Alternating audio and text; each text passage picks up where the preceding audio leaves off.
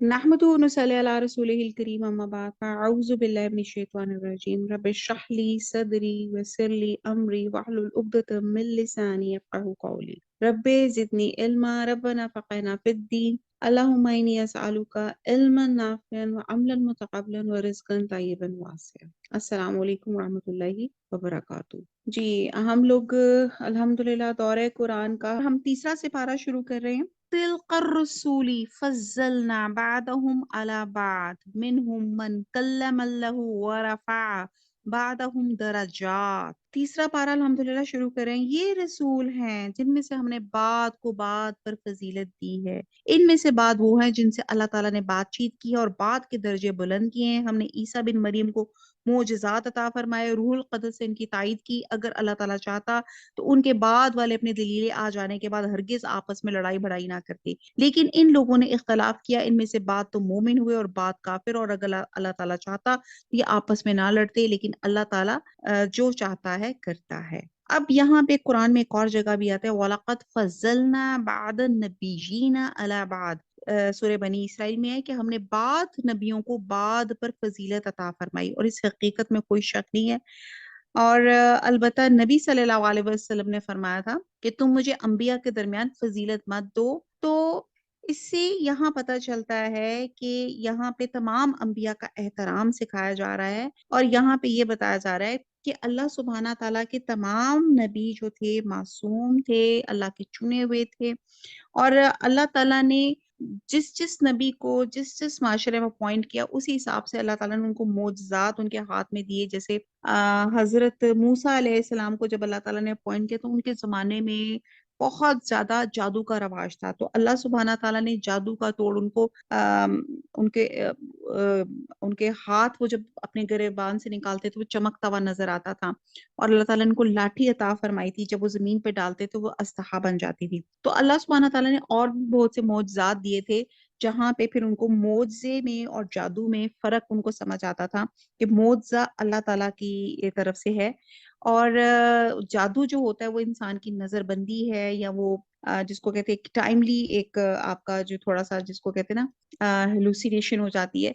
तो बहरहाल कहने की बात यह है कि अल्लाह ताला ने फिर इसी तरह हजरत ईसा अलैहिस्सलाम के ज़माने में मेडिसिन का बहुत रवाज था, तो अल्लाह सुब्हानहू तआला ने हजरत ईसा अलैहिस्सलाम के हाथों में बहुत से ऐसे मोजज़ात दिए जो मेडिसिन को मात दे देते थे। यानी कि अल्लाह ताला क्योंकि अपने नबी को चुना हुआ था, तो नबी की फजीलत इस तरह लोगों के दरमियान में की कि वो तिब में हम आगे चल के पढ़ेंगे क्या क्या अल्लाह ताला ने उनको मोज़े दिए हुए थे। अब इसी तरह हम देखते हैं हजरत मोहम्मद सल्लल्लाहु अलैहि वसल्लम का उनका मोज़ा कुरान मजीद था कि हुजूर सल्लल्लाहु अलैहि वसल्लम उम्मी थे, लेकिन जब अल्लाह ताला ने आपको नबी अपॉइंट किया तो आपके मुंह से फसाहत बलागत से वो अरबी के अल्फाज जो अल्लाह के अल्फाज थे वो आपके मुंह से निकलना शुरू हो गए। और क्योंकि उस जमाने में अरब में उस शख्स को बहुत मोतबर समझा जाता था जिसकी अरबी बहुत होती थी। तो बहरहाल तो अल्लाह ताला यहाँ पे बता रहे हैं कि अल्लाह ने बात को बात पे फजीलत दी, और बहरहाल अल्लाह के सारे नबी जो हैं वो रिस्पेक्ट हम सब पे है कि हम सब पे उनको लाजिम है कि हम उनकी ताजीम करें। फिर आगे चलते हैं कि यहाँ पे हजरत ईसा अलैहिस्सलाम का जिक्र किया जा रहा है। चले आगे चलते हैं। आयत नंबर 254, ए ईमान वालो जो हमने तुम्हें दे रखा है इसमें से खर्च करते रहो, इससे पहले कि वो दिन आए जिसमें ना तजारत है, ना दोस्ती है, ना शफात है, और काफिर ही जालिम हैं। अब यहाँ पे बात की जा रही है कि यहूद और नसारा, कफार और मशरकीन अपने जो पेशवा होते थे, अपने जो पीर होते थे, मुर्शिद वगैरह थे, उनके वो इतना अकीदा रखते थे कि ये हमारी बात अल्लाह से हम जो चाहेंगे अल्लाह से ये बात हमारी मनवा लेंगे, और इसको शफात कहते थे। उनका अकीदा तकरीबन वही था जो आजकल के जाहिल लोगों का है, हम लोगों का है कि हम किसी बुजुर्ग या पीर के पास चले जाते हैं और कहते हैं जी हमें बख्शा के उठेंगे, यानी कि हम कि अपना अमल कुछ नहीं, तो हम बस ये इस पीर की बैत ले लिए और ये हमें अल्लाह के यहाँ बख्शवा लेगा। और जैसे कि आता है कि सूरह अंबिया में आता है कि वो शफात उन्हीं लोगों की करेंगे जिनके लिए अल्लाह पसंद करेगा और अल्लाह के डर से काम रहे होंगे। तो बहरहाल आगे चलते हैं। आगे आ जाती है आयतल कुर्सी। आयतल कुर्सी जो है इसकी बहुत ज्यादा فضیلت ہے، اور بہرحال کرسی سے بعض اسکالرس کہتے ہیں کہ قدم رکھنے کی جگہ بعد نے علم، بعد نے قدرت اور عظمت، اور بعد نے بادشاہی، اور بعد نے عرش مراد لیا ہے، اور اس کی بہت زیادہ فضیلت اور امپورٹنس ہے۔ آیت الکرسی قرآن پاک کی عظیم آیت ہے۔ نبی صلی اللہ علیہ وسلم نے حضرت ابی بن قاب سے پوچھا کہ قرآن میں کون سی آیت سب سے عظیم ہے، تو حضرت ابی بن قاب نے عرض کیا آیت الکرسی، تو فرمائے کہ تمہیں یہ علم مبارک ہو، یعنی کہ جس شخص کو یہ بات پتہ چل جائے کہ آیت الکرسی قرآن کی عظیم آیت ہے، وہ علم جیسی نعمت رکھتا ہے۔ اور آیت الکرسی دراصل اللہ کا انٹروڈکشن ہے، اللہ کا تعارف ہے کہ وہ ہستی، یعنی کہ ہمارا اس ہستی سے کیسا تعلق ہونا چاہیے۔ تو اس میں سب سے پہلے فرمایا گیا کہ وہ اکیلا الہ ہے، اس کے سوا کوئی معبود نہیں، اور وہ ہمیشہ زندہ ہے، ہمیشہ زندہ رہے گا۔ اب ہم تھوڑی سی اس کی وہ پڑھ لیتے ہیں، آیت الکرسی پڑھ لیتے ہیں، اور پھر ہم اس کو سمجھنے کی کوشش کرتے ہیں۔ بہرحال ایک بریف اس کو دیکھیں گے۔ اللہ لا الہ الا ہوا الحی القیوم لا تاخذ سنۃ ولا نوم، یعنی کہ اللہ وہ ذات ہے جو واحد ہے، یہاں پہ شرک کی ٹوٹل نفی کی گئی ہے، اور وہ حی القیوم ہے، یعنی کہ حی کے ساتھ قیوم بھی ہے، کہ اللہ تعالی ہمارا رب ہے، رازق ہے، مالک ہے۔ اللہ نے ہمیں پیدا کیا، نہ صرف ہمیں پیدا کیا، رب العالمین پوری کائنات اور پتہ نہیں کتنی گلیکسیز، کتنی اللہ تعالیٰ کتنی کتنی چیزوں کا، تمام دنیا کا وہ خالق ہے۔ تو خالق ہونے کے ساتھ کیا ہے؟ حی اور قیوم، یعنی کہ جو بھی چیزیں اللہ تعالیٰ نے قائم کی، پیدا کی لیونگ تھنگس میں سے، ان کے سروائیول کٹ بھی اللہ تعالیٰ نے پرووائڈ کی، کہ یہ چیزیں جن جن چیزوں سے وہ انسان، جیسے ہم یہاں پہ دیکھتے ہیں کہ 3 چیزیں جیسے ہم سائنس میں پڑھتے ہیں، ہیومنس، اینیملس، پلانٹس، ان کو لیونگ تھنگس کی کیٹیگری میں ڈالا جاتا ہے۔ تو اللہ تعالیٰ نے ان تمام کی سروائیول کی جو جو چیزیں چاہیے تھی، وہ اللہ تعالیٰ نے اس دنیا میں پرووائڈ کی۔ پھر آگے آ جاتا ہے لا تاخذو سنۃ ولا نوم، جسے نہ اونگ آتی ہے نہ نیند آتی ہے۔ اب اللہ تعالیٰ کا انٹروڈکشن میں یہ ہے کہ اللہ تعالیٰ کو نہ اونگ آتی ہے، نیند آتی ہے۔ آپ کو چیلنج دیا جاتا ہے، کوئی آپ لے کر آئے کوئی بندہ کہ جس کو کبھی اونگ نہ آتی ہو یا کبھی نیند نہ آتی ہو۔ یہ اونگ اور نیند، اگر آپ ڈاکٹرز کے پاس بھی جائیں نا، تو وہ سب سے پہلے کہیں گے آپ کا سلیپنگ پیٹرن کیا ہے، کہ آپ کے لیے 8 یا 10 گھنٹے کی نیند کتنی ضروری ہے، کیونکہ اس نیند سے کیا ہوتی ہے، آپ کی ایفیشنسی جو ہوتی ہے وہ ٹھیک ریوائیو ہو جاتی ہے۔ آپ دیکھتے ہیں کہ جن کے اندر بہت زیادہ موڈ سوئنگز ہو جاتے ہیں، آپ لیتھارجک ہو جاتے ہیں، لیزی ہو جاتے ہیں، جب آپ کو پراپر نیند نہ آئے، آپ نڈھال ہو جاتے ہیں۔ تو آپ یہ دیکھیں کہ اللہ سبحانہ تعالیٰ وہ ذات ہے کہ جس کو نہ اونگ آتی ہے نہ نیند آتی ہے۔ اب آگے، کیونکہ اللہ تعالیٰ ہر وقت الرٹ ہیں، اللہ تعالیٰ کا ایک نام ہے نا کہ حفاظت کرنے والے ہیں، وہ ہر چیز کو، یعنی کہ اللہ تعالیٰ، آپ اگر دیکھ رہے ہیں تو آپ سامنے دیکھ رہے ہیں، لیکن اللہ سبحانہ تعالیٰ دنیا میں جو اپنی تمام مخلوقات پہ اللہ تعالیٰ نظر رکھے ہیں، وہ کہتے ہیں نا کہ کالی رات میں کالے پتھر کے نیچے، بہت نیچے جا کے کالا کیڑا کیا کر رہا ہے، اللہ تعالیٰ اس کو بھی جانتے ہیں، اللہ تعالیٰ اس کی بھی رکھوالی کر رہے ہیں۔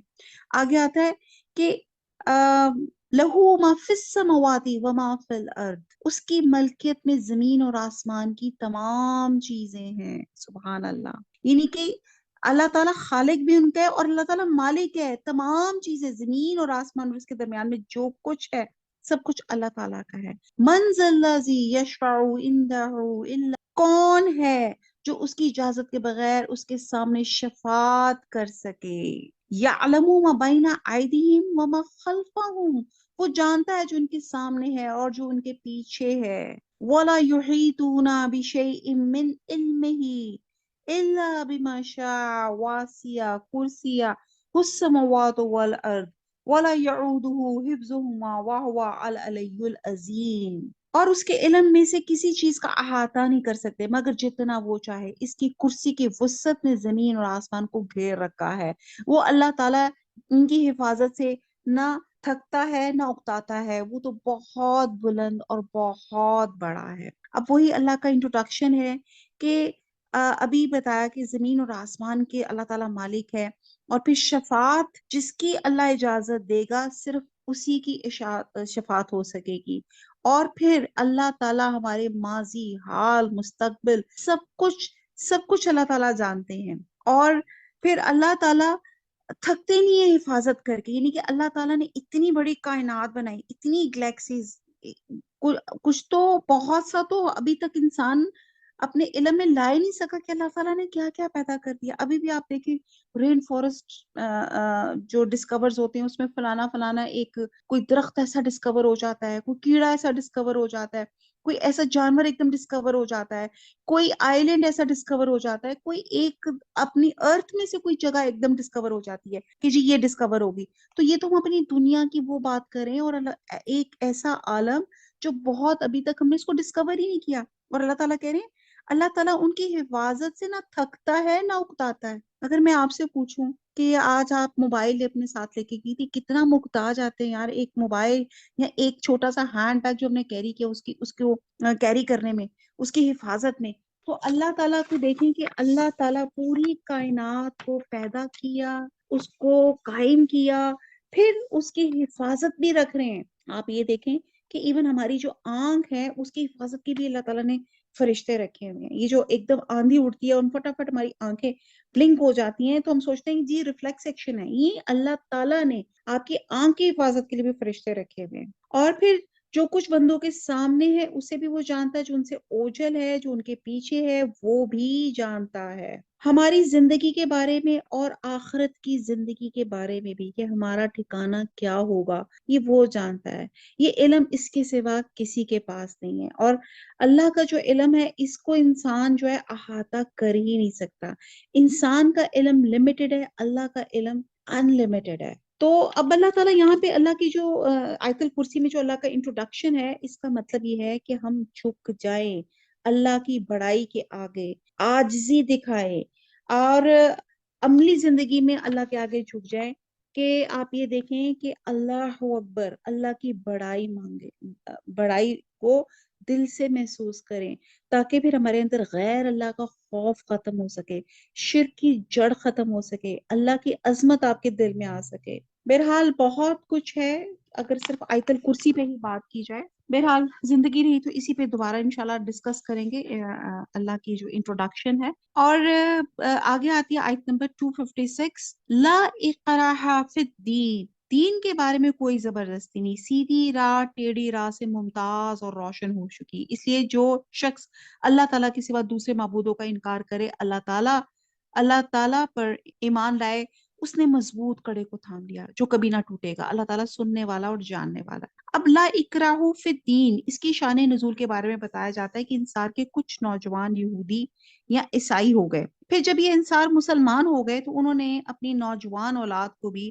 جو یہودی یا عیسائی بن چکی تھی زبردستی مسلمان بنانا چاہا، جس پر یہ آیت نازل ہوئی. اور بعض اسکالرز کے نزدیک یہ ہے کہ مسلمان مملکت میں رہنے والے اہل کتاب اگر وہ جزیہ ادا کرتے ہیں تو انہیں قبول اسلام پہ مجبور نہیں کیا جا سکتا. کہنے کی بات ہے انسان کسی کو ڈنڈے کی زور پہ مسلمان نہیں کر سکتا. اور ہم لوگ دراصل لا اکراہ فی الدین کا جو ہم تھوڑا سا تفسیر یا جو ہم مطلب سمجھ رہے ہوتے ہیں کہ اللہ بڑا غفور اور رحیم ہے، کوئی بات نہیں، کوئی غلطی کوتاہی کر جو فلان، وہ تو ٹھیک ہے، اللہ تعالیٰ غفور اور رحیم ہے.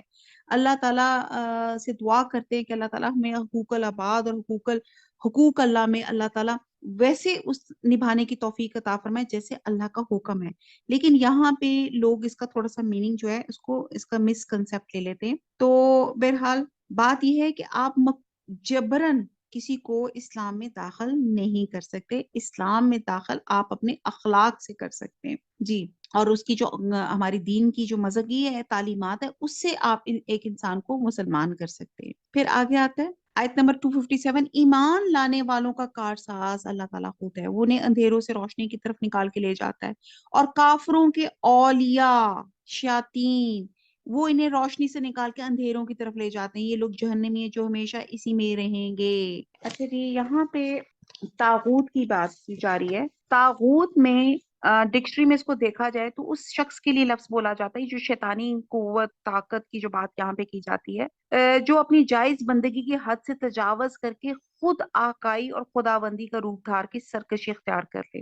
اور دیکھیں طاغوت میں بھی لفظ دیکھیں طغیانی ہے، سرکشی ہے، اور اس سرکشی کے 3 مرتبے ہیں۔ نمبر 1 تو یہ ہے کہ بندہ اصولاً اللہ کی فرما برداری کا حق تسلیم کرے لیکن عملاً اس کے احکام کی خلاف ورزی کرے تو یہ درجہ فسق کا ہے۔ دوسرا کہ اللہ کی فرما برداری سے منحرف ہو کے اپنی خود مختاری کا اعلان کر دے یا کسی اور کی بندگی کرنے لگے تو یہ بھی کفر کا درجہ ہے۔ اور تیسرا درجہ یہ ہوتا ہے کہ وہ اللہ کا باغی ہو کے اس کے ملک میں زبردستی اپنا حکم چلانے لگے تو یہ درجہ طاغوت کا ہے جو شیطان کا ساتھی ہے۔ اور یہ اس لیے یہاں پہ طاغوت کا ذکر کیا جا رہا ہے کیونکہ آگے حضرت ابراہیم علیہ السلام کا واقعہ ہے جو ایک طاغوتی قوت نمرود کے ساتھ ان کا جو جھگڑا ہوا تھا۔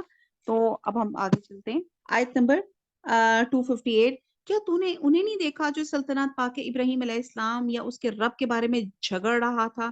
جب ابراہیم علیہ السلام نے کہا کہ میرا رب تو وہ ہے جو جلاتا ہے اور مارتا ہے، وہ کہنے لگا میں بھی جلاتا ہوں اور مارتا ہوں۔ اور ابراہیم علیہ السلام نے کہا اللہ تعالیٰ سورج کو مشرق کی طرف لے کر آتا ہے تو اسے مغرب کی جانب سے لے آ۔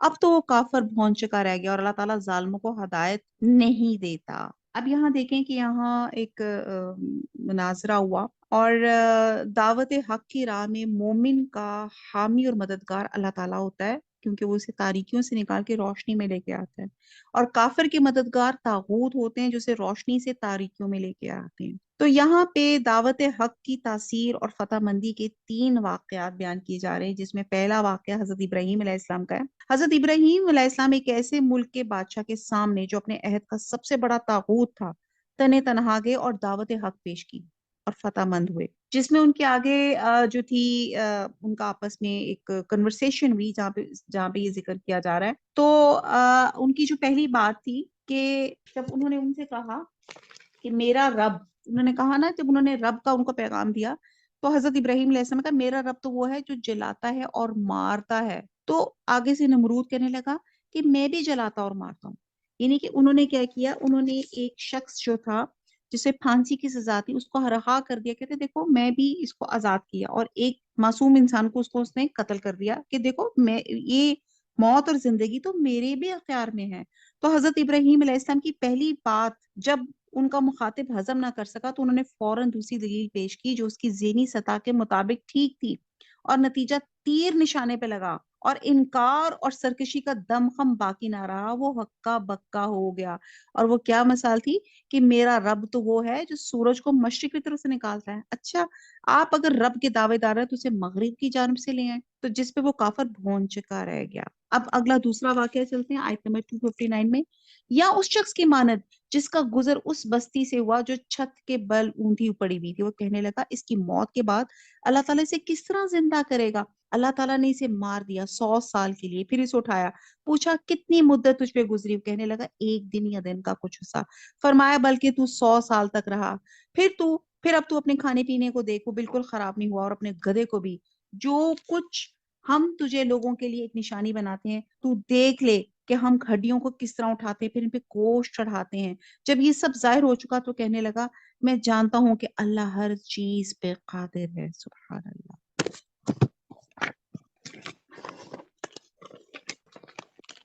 اب ہم یہاں پہ شیطان کی اور یہ طاغوتی قوت کی بات ہو رہی ہے تو ہم یہ دیکھتے ہیں کہ جب انسان اسلام قبول کر لیتا ہے تو پھر اپنی خواہشات کی کوئی حیثیت باقی نہیں رہتی، درمیانی راستہ نفاق کا ہوتا ہے، جو میں نے ابھی طاغوت کے سلسلے میں آپ کو بتایا۔ تو پہلا طاغوت شیطان ہے جو اس کو سبز باغ دکھاتا ہے، دوسرا طاغوت اس کا نفس ہے جو اپنے جذبات اور خواہشات کا غلام بنا کے ٹیڑھے راستوں پہ لے کے جاتا ہے، اور اس کے بعد اس کا اپنا خاندان اور اس کے افراد کی خواہشات ہیں جو اس کو اس طاغوتی قوت بنانے میں مجبور کرتی ہیں۔ پھر معاشرے میں پھیلے ہوئے مختلف افراد سے تعلقات اور روابط ہیں جو اپنے اغراض کے لیے اس کو استعمال کرتے ہیں، اسے کفر کے اندھیروں میں لیے پھرتے ہیں اور آخرکار جہنم میں چلے جاتے ہیں۔ تو اب یہاں پہ جو دوسری مثال یہاں بیان کی گئی طاغوتی قوت کی کہ ایک بزرگ نبی جو تھے انہوں نے راستے میں ایک ویران شہر دیکھا جس کی عمارتیں جو تھیں وہ منہدم ہو چکی ہوئی تھی، یعنی کہ ڈھہ چکی ہوئی تھی۔ تو ان کے دل میں خیال ہوا کہ اس بستی کے مقیم سب مر چکے ہیں اللہ تعالیٰ ان کو کیسے زندہ کرے گا؟ اللہ کے حکم سے اسی وقت ان پہ موت طاری ہوگی، اور ان کی سواری کا جو گدھا تھا وہ بھی مر گیا، اور آپ 100 برس تک اس حالت میں رہے۔ کسی نے ان کو وہاں نہ دیکھا اور نہ خبر ہوئی، اور اس عرصے میں بستی دوبارہ آباد ہوئی، وہاں کا بادشاہ مر گیا، دوسرا حکمران آیا، اس نے بستی آباد کی، پھر اللہ نے ان کو دوبارہ زندہ کر دیا، اور جب وہ دوبارہ زندہ ہوئے تو اللہ نے پوچھا یہاں کتنی دیر ٹھہرے؟ تو سوچ کے جواب دیا 1 دن یا اس سے کم۔ آپ کی گدھے کی تمام ہڈیاں اس کی ترتیب کے ساتھ دوبارہ جمع کی گئی، اور آپ کے سامنے دوبارہ زندہ ہو گیا، اور آپ نے جب کیفیت دیکھی تو فرمایا مجھے یقین ہو گیا اللہ ہر چیز پہ قادر ہے، اگرچہ میں پہلے بھی یقین رکھتا تھا لیکن اپنی آنکھ سے مشاہدہ کیا تو حق الیقین کا، یعنی کہ وہ میرے اندر معرفت آ گئی۔ اب یہ دوسری مثال اس بندے مومن نبی کی ہے جو ایمان کے بعد اطمینان قلب اور یقین کا طالب تھا، اور ان کا تعلق بھی بنی اسرائیل سے تھا، اور یہ واقعہ بھی اس طرف اشارہ کرتا ہے جب بیت المقدس کو بخت نصر نے ویران اور تباہ کر دیا تھا، اور یہودیوں کی تباہی کے بعد ہیکل کو دوبارہ تعمیل کرنے کا تصور بھی نہیں کیا جا سکتا تھا۔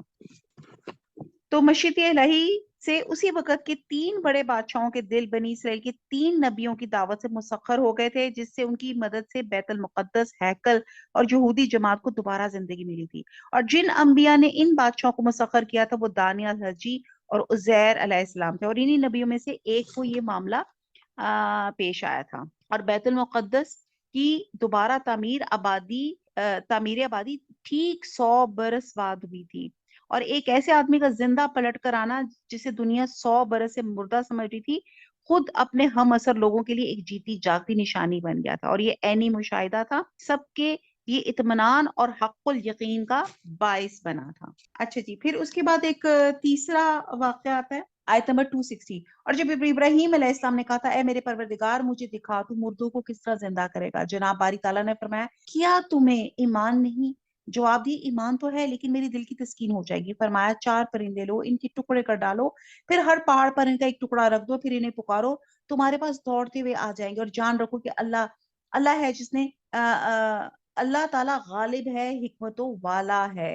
اب یہ احیاء موتی کا ایک اور واقعہ تھا، اور یہ نہایت جلیل القدر نبی حضرت ابراہیم علیہ السلام کی خواہش اور ان کی اطمینان قلب کے لیے دکھایا گیا تھا، اور حضرت ابراہیم نے مشاہدے کی خاطر اللہ تعالیٰ سے عرض کیا کہ آپ موت کے بعد کیوں کر زندگی بخش سکتے ہیں؟ تو اللہ تعالیٰ نے فرمایا کہ تجھے اس پہ یقین ہے؟ تو انہوں نے عرض کی ایمان کا درجہ تو حاصل ہے، عین الیقین چاہتا ہوں تاکہ اس مشاہدے سے دل مطمئن ہو جائے۔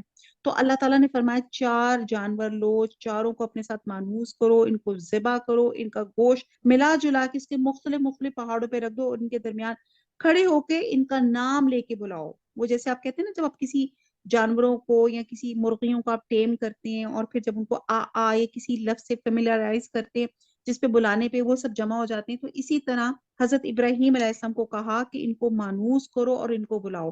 جب آپ نے ایسا کیا تو سب کے ٹکڑے تمام پہاڑوں سے اکٹھے ہو کر آپس میں ملے اور زندہ جانور کی شکل بن کر آپ کے پاس جمع ہو گئے، اور اس مثال سے واضح ہو گیا کہ اللہ تعالیٰ کی قدرت سے ایسے معجزات بعید نہیں ہیں۔ اللہ تعالیٰ ہر چیز پہ قادر ہے، اور اللہ تعالیٰ کی ہر بات میں کوئی نہ کوئی حکمت ہوتی ہے۔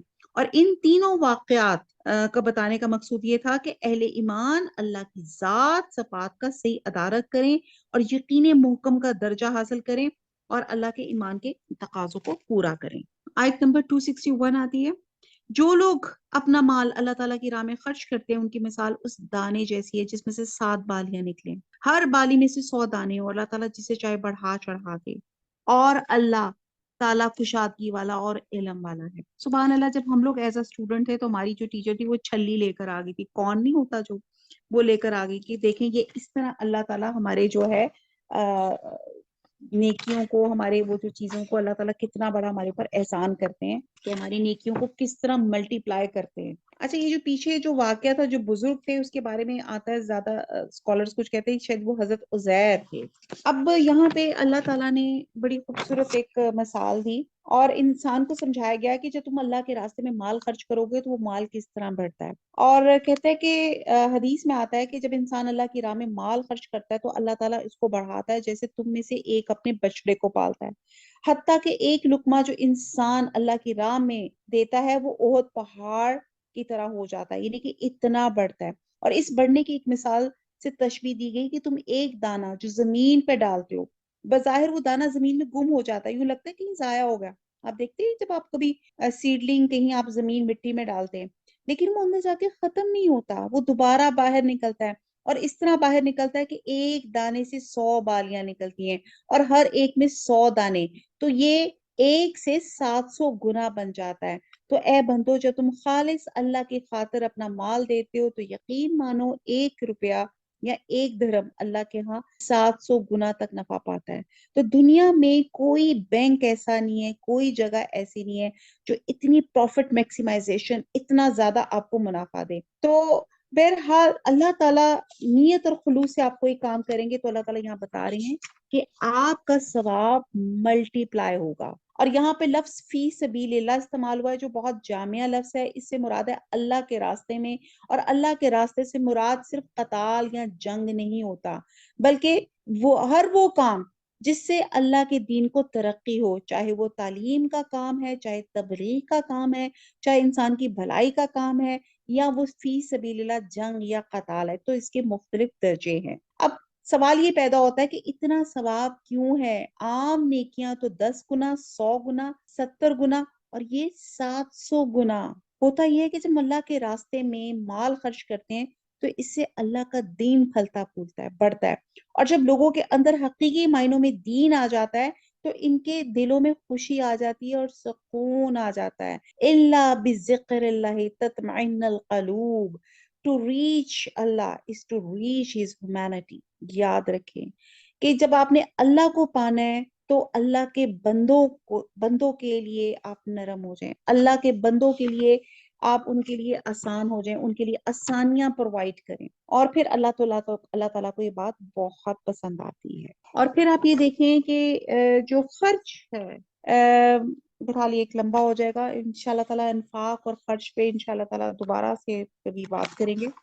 جو لوگ اپنا مال اللہ تعالیٰ کی راہ میں خرچ کرتے ہیں پھر اس کے بعد نہ تو احسان جتاتے نہ ایزا دیتے، ان کا اجر ان کے رب کے پاس ہے، ان پہ نہ تو کچھ خوف ہے نہ وہ اداس ہوں گے۔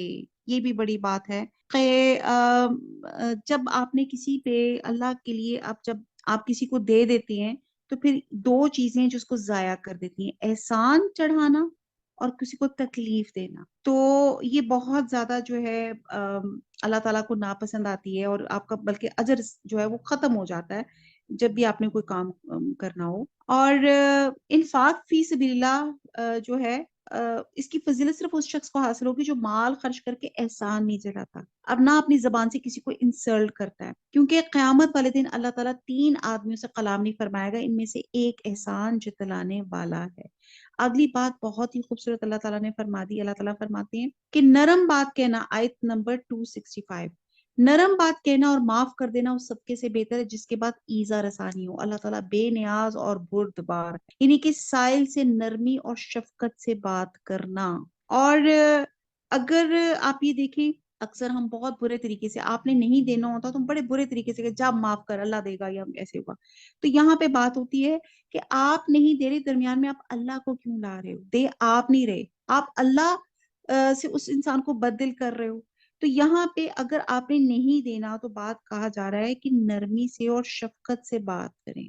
آپ نہیں دینا چاہتے وہ علیحدہ بات ہے، لیکن نرمی اور شفقت اور چشم پوشی اور پردہ پوشی اس صدقے سے بہتر جس کے بعد اس کو لوگوں کو ذلیل اور رسوا کر کے اس کو تکلیف پہنچائی جائے۔ حدیث میں فرمایا جاتا ہے، نبی صلی اللہ علیہ وسلم نے فرمایا کہ پاکیزہ کلمہ بھی صدقہ ہے، اور فرمایا کہ تم کسی بھی معروف نیکی کو حقیر مت سمجھو اگرچہ اپنے بھائی سے خندہ پیشانی سے ملنا ہی ہے۔ یعنی کہ دیکھیں اللہ تعالیٰ نے کتنا آسان کر دیا کہ اگر ایک انسان کے پاس صدقہ خیرات، کسی کے پاس کچھ بھی نہیں ہے تو وہ کیا کرے؟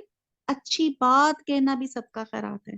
آج کل ہمارے یہاں سب سے بڑا مسئلہ ٹائم کا ہے، ہمارے پاس کسی کے لیے وقت نہیں ہے، اور مجھے بھی خود کچھ معذرت سی ہو رہی ہے کچھ لوگوں کو اپنی کلاس میں دیکھے، کچھ لوگ ایسے ہیں کہ وہ واقعی دے وانٹ کہ میرے پاس ٹائم نکالوں، بٹ میرے پاس اتنا بزی ہوتا ہے، میں ابھی یہیں سے معذرت کرتی ہوں کہ واقعی کسی کو وقت نکال کے نرم طریقے سے اس کی بات سننا، اس کو کوئی نیکی کا مشورہ دینا، تو آپ دیکھیں اللہ تعالیٰ کہتے ہیں یہ بھی صدقہ ہے۔ آیت نمبر نیکسٹ ہے، اے ایمان والو اپنی خیرات کو احسان جتا کر ایذا پہنچا کے برباد نہ کرو، جس طرح وہ شخص جو اپنا مال لوگوں کو دکھاوے کے لیے خرچ کرے، نہ اللہ تعالیٰ پہ ایمان رکھے، نہ قیامت پہ، اس کی مثال اس صاف پتھر کی طرح ہے جس پہ تھوڑی سی مٹی تھی، پھر اس پہ زوردار میਂہ برسا اور وہ اسے بالکل صاف اور سخت چھوڑ دے۔ چھوڑ دے. ان ریاکاروں کو اپنی کمائی میں سے کوئی چیز ہاتھ نہیں لگتی. اللہ تعالیٰ کافروں کی قوم کو سیدھی راہ نہیں دکھاتا. اب اللہ تعالیٰ اس قدر بہترین مثال سے یہ تمام چیزیں بیان فرماتے ہیں کہ انفاق فی سبیل اللہ، کہ آپ یہ دیکھیں کہ ایک یہاں پہ بھی اللہ تعالیٰ نے بتایا ایک آدمی جو ریاکاری سے اپنا مال خرچ کرتا ہے اور قیامت کے دن پہ یقین نہیں رکھتا اور دنیا ہی میں اجر چاہتا ہے، تو ایسے افراد کا صدقہ خیرات باطل ہو جاتا ہے، خواہ وہ مومن ہی کیوں نہ ہو. اور اس کی تمثیل بیان کی بارش، اور بارش سے مراد خیرات ہے، چٹان سے مراد اس کی نیت ہے، اس کے جذبے کی خرابی ہے جس کے ساتھ خیرات کی گئی تھی، اور مٹی کی ہلکی تہ سے مراد نیکی کی وہ ظاہری شکل ہے. تو بارش سے سیراب ہو کے زمین جو ہے رویدگی تو ہوگی، لیکن رویدگی نشوونما پیدا کرنے والی زمین محض چٹان ہو تو بارش مفید ہونے کی بجائے الٹی مضر ہوگی. اور اسی طرح خیرات بھی اگرچہ بھلائیوں کو نشوونما دینے کی قوت رکھتی ہے، مگر اس کے مفید ہونے کے لیے ضروری ہے آپ کے اندر اخلاص ہو، نیت درست ہو. ورنہ جیسے چٹان پہ بارش کا اثر ظاہری طور پہ ریاکاری کا پتھر کی مانند دھوکا ہوتا ہے کہ شاید اس کے اوپر پتھر کے اوپر دانا اگ جائے، لیکن بارش کا اس پہ کوئی اثر نہیں ہوتا کیونکہ اس پانی سے فائدہ اٹھانے کی اس کے اندر کیپیسٹی نہیں ہوتی، اس پتھر کے اندر وہ نرمی ہی نہیں ہوتی. پھر اللہ تعالیٰ کتنی پیاری پیاری مثال سے یہ بات بیان فرما رہے ہیں کہ آپ کی نیت کتنی اچھی ہونی چاہیے. آیت نمبر 265، ان لوگوں کی مثال جو اپنا مال اللہ تعالیٰ کی رضامندی کی طلب میں دل کی خوشی و یقین کے ساتھ خرچ کرتے ہیں، اس باغ جیسی ہے جو اونچی زمین پر ہو اور زوردار بارش اس پہ برسے اور اپنا پھل دگنا دے، اور اگر اس پہ بارش نہ بھی برسے تو پھوار ہی کافی ہے. اللہ تعالیٰ تمہارے کام دیکھ رہا ہے. کیا تم میں سے کوئی بھی چاہتا ہے، اچھا اب یہاں پہ دیکھیں اللہ تعالیٰ اتنی مثالیں یہ پڑھ لیتے ہیں پھر اکٹھے دیکھتے ہیں. تم میں سے کوئی بھی یہ چاہتا ہے کہ اس کا کھجوروں اور انگوروں کا باغ ہو؟ بتائیں چاہتا ہے کہ نہیں؟ کس کا دل نہیں چاہتا کہ ہمارے پاس فارمز ہوں اور جس میں نہریں بہ رہی ہوں، سبحان اللہ، ہر قسم کے پھل ہوں. اس شخص کا بڑھاپا آ گیا اور اس کے ننھے ننھے سے بچے بھی ہوں اور اچانک باغ کو بگولا لگ جائے جس میں آگ بھی ہو، بس وہ باغ جل جائے. اس طرح اللہ تعالیٰ تمہارے لیے آیتیں بیان کرتا ہے تاکہ تم غور و فکر کرو. پہلی مثال ایک پتھر والی بیان کی گئی. اگلی مثال اللہ تعالیٰ فرماتے ہیں کہ جو لوگ صرف اللہ کی رضا کے لیے اللہ کے دیوے مال کو اللہ کے بندوں پہ خرچ کرتے ہیں، تو ان افراد کی مثال ایسے باغ کی ہے جو کسی اونچی جگہ پہ واقع ہو، جہاں ہوا قدرتی طور پہ لطیف ہو، اور اس باغ پہ اگر زور کی بارش ہو جائے تو دگنا پھل دے، اور اگر ہلکی سی پھوار بھی پڑ جائے تو کچھ نہ پھل ضرور آئے. اور یہاں زور سے بارش سے مراد وہ خیرات جو نہایت اخلاص اور جذبہ کمال کے ساتھ کی جائے، اور ہلکی پھوار سے مراد ایسی خیرات جس کے اندر جذبہ خیرات کی شدت نہ ہو، یعنی کہ خیرات کرنے والی کی نیت درست ہو اور اللہ کی رضا کے لیے زیادہ مال خرچ کرتا ہے تو بھی اس کا نتیجہ اچھا ہے، اگر تھوڑا مال خرچ کرتا ہے تو بھی اس کو اجر ضرور ملے گا. اور اس تمثیل سے یہ حقیقت واضح ہو جاتی ہے کہ جس طرح انسان اب بدی سے برائی کی طرف مائل ہوتا ہے، اسی طرح نیکی سے اس کا میلان نیکی کی طرف ہو جاتا ہے اور نیکی پہ ثابت قدم ہو جاتا ہے. اور مبارک ہیں وہ لوگ جو نیکیوں میں سبقت کرتے ہیں اور برائیوں سے دور رہتے ہیں. اور تیسری مثال یہاں پہ بتائی گئی. اب دیکھیں کیسی اللہ تعالیٰ مثالیں بیان کرتا ہے تاکہ جب ہم انفاق فی سبیل اللہ کے راستے میں جب ہم اب ہمارے ذہن میں ہو تو یہ تینوں مثالیں ہمارے ذہن میں ہو کہ ہم وہ پتھر والی میں تو نہیں ہے کہ جس میں سے کچھ بھی فائدہ نہ ہو، یا یہ ایسی کہ اللہ تعالیٰ آپ کے نیکیوں کو ملٹی پلائی کر دے گا. اور تیسری مثال ایسی جو محض لوگوں کو دکھانے کے لیے صدقہ خیرات کرتے ہیں اور خیرات کے بعد لوگوں کا احسان جتاتے ہیں، انہیں جو روحانی اور جسمانی اذیت بھی دیتے ہیں. تو یہاں اللہ تعالیٰ نے مثال پہ بتایا کہ کیا تم پسند کرو گے کہ تمہاری عمر بھر کی کمائی ایک ایسے نازک موقع پہ یہاں اللہ تعالیٰ نے مثال دی کہ ایک انسان بوڑھا بھی ہو گیا اور ایک نازک موقع پہ پہنچ گیا اور اس کی ساری کمائی ضائع ہو گئی ہے. تو تمہاری مثال اس بوڑھے کی حسرت ناک کی طرح ہوگی جس کی عمر بھر کی کمائی تھی، جس کی زندگی کا سہارا ایک باغ تھا جس میں ہر طرح کے پھل اور میوے تھے. اب وہ بوڑھا ہو گیا تھا، کام کرنے کے قابل نہیں رہا تھا، اس کے بچے بھی چھوٹے تھے جو اپنے دکھ درد بانٹنے کی بجائے اس پر آلریڈی بوجھ تھے. اور اس شدید بڑھاپے اور بچوں کی حاجت مندی کے وقت یک یوں ہو جائے کہ باغ جل جائے، اور اس وقت باغ کے مالک کی غم اور حسرت کا اندازہ لگائیں کہ اس کا مالک کا کیا حال ہوگا. تو اللہ تعالیٰ یہ تمام مثالیں بیان کر کے کہہ رہے ہیں کہ غور کریں، عبرت کریں کہ ہم جو چیزیں اللہ کے لیے ہم خرچ کر رہے ہیں اس میں ہماری نیت کیا ہے، کیا خلاص ہے ہمارے اندر. تو یہاں پہ آیت نمبر 266 میں یہ تھرڈ جو بیان کی گئی کہ کس طرح بیان کی کہ بندہ بھی بوڑھا ہو گیا ہے، کام کی اس کے اندر وہ بھی نہیں ہے، انرجی بھی نہیں ہے، بچوں کی بھی ذمہ داری ہے، اور اس کے باغ جو ہے وہ جل گیا ہے. یعنی کہ ایسا ریاکاری والی خیرات کرنا، ایسا لوگوں کی مدد کرنا، تو وہاں پہ دیکھیں کہ آپ کا تمام جو ہے نا آپ کے اعمال اکارت ہو جاتے ہیں. اس شخص کا بڑھاپا آ گیا، اس کے ننے ننے سے بچے بھی ہوں اور اچانک باغ کو بگولا لگے جس میں آگ بھی ہو بس باغ جل جائے. اسی طرح اللہ تعالیٰ تمہارے لیے آیتیں بیان کرتا ہے تاکہ تم غور و فکر کرو. اے ایمان والو اپنی پاکیزہ کمائی میں سے اور زمین میں سے تمہارے لیے ہماری نکالی ہوئی چیزوں میں سے خرچ کرو. صدقے کی قبولیت کے لیے ضروری ہے کیا ہے؟ اللہ کا مال. اب دیکھیے اب یہاں پہ ابھی تک انفاق پہ بہت زیادہ سٹریس کیا جا رہا ہے. ایک دو قسم کے صدقات ہوتے ہیں، ایک ہوتے کمپلسری پیمنٹ زکوٰۃ اور ایک ہوتے صدقات جس کو آپ چیریٹی کہتے ہیں جو لوگوں کی ویل بینگ کے لیے کی جاتی ہے. تو یہاں پہ کہا جا رہا ہے کہ اپنی پاکیزہ اے ایمان والو اپنی پاکیزہ کمائی میں سے اور زمین میں سے تمہارے لیے ہماری نکالی ہوئی چیزوں میں سے خرچ کرو، اور ان میں سے بری چیزوں کے خرچ کرنے کا قصد نہ کرنا جسے تم خود لینے والے نہیں ہو. ہاں آنکھیں بند کر لو تو اور جان لو اللہ تعالیٰ بے پرواہ اور خوبیوں والا ہے. اکثر آپ نے کبھی غور کیا ہے، اکثر میں نے کبھی کسی کام والی کو کپڑے سوٹ دیے اپنے، آپ یقین جانے تھوڑی دیر بعد دیکھیں گے تو وہی سوٹ اسے باہر جو ڈسٹ بن ہماری باسکٹس لگی ہوتی ہے اسی پہ پھینک کے چلی جائے گی. کیوں؟ کیونکہ ہم نے اس کو اس خستہ حالی میں وہ دیا ہوا ہے سوٹ کہ اس کو وہ قبول ہی نہیں ہے. اور بلیو کریں کہ مجھے اس طرح پھر اپنی کام والی یاد آ جاتی کہ وہ بڑی سفید کپڑے براق کپڑے پہن کر آتی تھی. تو میں کہتی تھی بھاجی آپ اتنی زبردست نیٹ کپڑے پہن کر آتی ہے، میں نے تو جب صفائی کرنی ہو تو میں کہتی ہوں گھر کے وہ والے کپڑے پہنوں تاکہ وہ گندے تو ہونے ہی ہیں. تو وہ بڑے آرام سے کہتی باجی میں تو جاب پہ آئی ہوئی ہوں نا، مطلب ظاہر ہے وہ ایک نیٹ حلیے کے ساتھ ایک جاب پر آئی ہوئی ہے. تو آج کل کی تو کام والیاں بھی ہمارے جو کپڑے اگر ذرا خراب ہو تو وہ تو ہمارے منہ پہ پھینک کے چلی جائیں. تو یہاں اللہ تعالیٰ کیا کر رہے ہیں کہ صدقے کی قبولیت کی ضروری ہے. ایک تو آپ کی ریاکاری سے پاک ہو، آپ نے اذیت نہ دی ہو. دوسرا بتایا جا رہا ہے حلال اور پاکیزہ روزی سے ہو، اور خبیث چیزوں کو اللہ کی راہ میں خرچ کرنے کا قصد بھی نہ کریں. اور خبیث سے ایک تو وہ چیزیں مراد ہیں جو غلط کمائی جسے اللہ تعالیٰ قبول نہیں فرماتا، اور ایک وہ چیزیں جو آپ کو اپنے لیے نہیں پسند وہ آپ کہیں میں دوسرے کو دے دوں. حدیث میں ہے اللہ تعالیٰ پاک ہے، پاک حلال چیزیں قبول فرماتا ہے. اور دوسرے خبیث کے معنی ردی اور نکمی چیزیں ہیں. ردی چیزیں بھی اللہ کی راہ میں خرچ نہ کریں، جیسے کہ آیت میں آتا ہے لن تنالوا البر، کہ ہرگز تم نیکی تک نہیں پہنچ سکتے. یہ آپ انشاءاللہ تعالیٰ چوتھے سپارے میں انشاءاللہ بہت ڈیٹیل سے کریں گے کہ اس کے شان نزول میں آتا تھا کہ بعد انصار نے مدینہ میں خراب اور نکمی کھجوریں بطور صدقہ بھیج دی گئی، جس پر یہ آیت نازل ہوئی تھی لن تنالوا البر. تو یہاں پہ بات کی جا رہی ہے کہ ایک تو فضول وہ چیزیں جو آپ کو اپنے لیے پسند نہیں ہیں وہ آپ دوسروں کو دے رہے ہیں. تو یہاں پہ آپ اپنے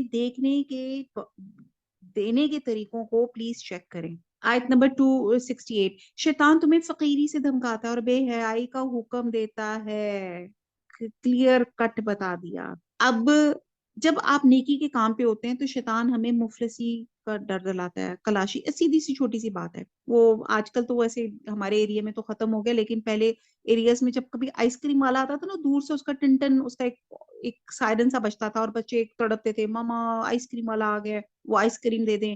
آپ اپنے بچوں کو دیتے تھے. اچھا اسی وقت بیل کی کوئی کام والا ایک کسی بھکاری نے یا کوئی مانگنے والا آپ سے آ رہا ہے، اب وہاں پہ کشمکش ہو جاتی کہ اے پیسے میں آئس کریم کے لیے بچے کو دوں یا میں اللہ کے راستے اس سائل کی مدد. تو آپ یہ دیکھیں کہ جب آپ نیکی کے راستے پہ ہوتے ہیں شیطان رکاوٹیں ڈالتا ہے. آپ چھوٹی سی بات ہے، اب آپ ایک سوٹ دینے لگتے ہیں نا جب اللہ کے راستے میں، تو جب آپ دینے لگتے ہیں نا تو کہتے او ہو یار اس کا تو دوپٹہ پیارا پیور شفون کا ہی تو میرا کسی اور سوٹ کے ساتھ میچ ہو جائے گا، ٹھیک دوپٹہ رکھ. اچھا پھر سوٹ شلوار قمیض رہ جاتے، اچھا قمیض یار یہ تو میری پیور کی شلوار ہے، یہ پیور کا ٹراؤزر ہے، یہ تو میرے فلانے کے ساتھ میچ ہو جائے گا، وہ آپ ٹراؤزر بھی رکھ لیتے. اب رہ جاتی ہے قمیض. اور جب آپ قمیض بھی دینے لگتے ہیں تو اللہ زندہ رکھے ان ڈیزائنرز کا، انہوں نے دماغ میں میرے آئیڈیاز دے دی کہ اس کا پیچ کٹوا لو، اس کا یوں کر لو، ایک اپنے سوٹ کو ری ڈو کر لو. تو پھر آپ کا وہ جو سوٹ آپ نے اللہ کے لیے واسطے نکال کے لیے دیتے ہیں تو وہ پہنچنے سے پہلے وہ بےچارا یا تو ختم ہو جاتا ہے یا کہتے ہیں ایک دفعہ میں اور پہن لوں، اور وہ آپ اس کو دینے سے بند ہو جاتے ہیں۔ تو یہاں پہ ایک میں چھوٹی سی مثال، ایک سوٹ کی مثال بیان کر رہی ہوں، لیکن یہاں پہ ہوتا ہے جب انسان نیکی کے راستے پہ ہوتا ہے تو شیطان آپ کو ڈی ٹریک کرتا ہے۔ جب آپ جاتے ہیں، اب آپ دیکھیں کہ آپ نے کسی کام کے لیے، کوئی اچھے کام کے لیے جب آپ پیسے دینے جاتے ہیں تو وہ شیطان روکتا ہے، لیکن اگر جب آپ کسی مووی پہ جانے کے لیے یا کسی غلط کام کے لیے پیسہ استعمال کرتے ہیں تو وہ شیطان آپ کو انکریج کرتا ہے۔ تو یہاں پہ بتایا جاتا ہے کہ شیطان تمہیں فقیری سے دھمکاتا ہے اور بے حیائی کا حکم دیتا ہے، اور اللہ تعالیٰ تم سے اپنی بخشش اور فضل کا وعدہ کرتا ہے۔ اللہ تعالیٰ وسعت والا اور علم والا ہے، اور جسے چاہے حکمت اور دانائی سے دیتا ہے۔ جو شخص حکمت اور سمجھ دیا گیا وہ بہت ساری بھلائی دے گیا، اور نصیحت صرف عقل مند ہی حاصل کرتے ہیں۔ تم جتنا کچھ خرچ کرو، یعنی کہ خیرات اور جو کچھ نظر مانو، اسے اللہ تعالیٰ بخوبی جانتا ہے، اور ظالموں کا کوئی مددگار نہیں۔ اگر تم صدقہ خیرات کو ظاہر کرو تو وہ بھی اچھا ہے، اگر تم اسے پوشیدہ مسکینوں کو دے دو تو یہ تمہارے حق میں بہتر ہے۔ اللہ تعالیٰ تمہارے گناہوں کو مٹا دے گا۔ اللہ تعالیٰ تمہارے تمام اعمال کی خبر رکھنے والا ہے۔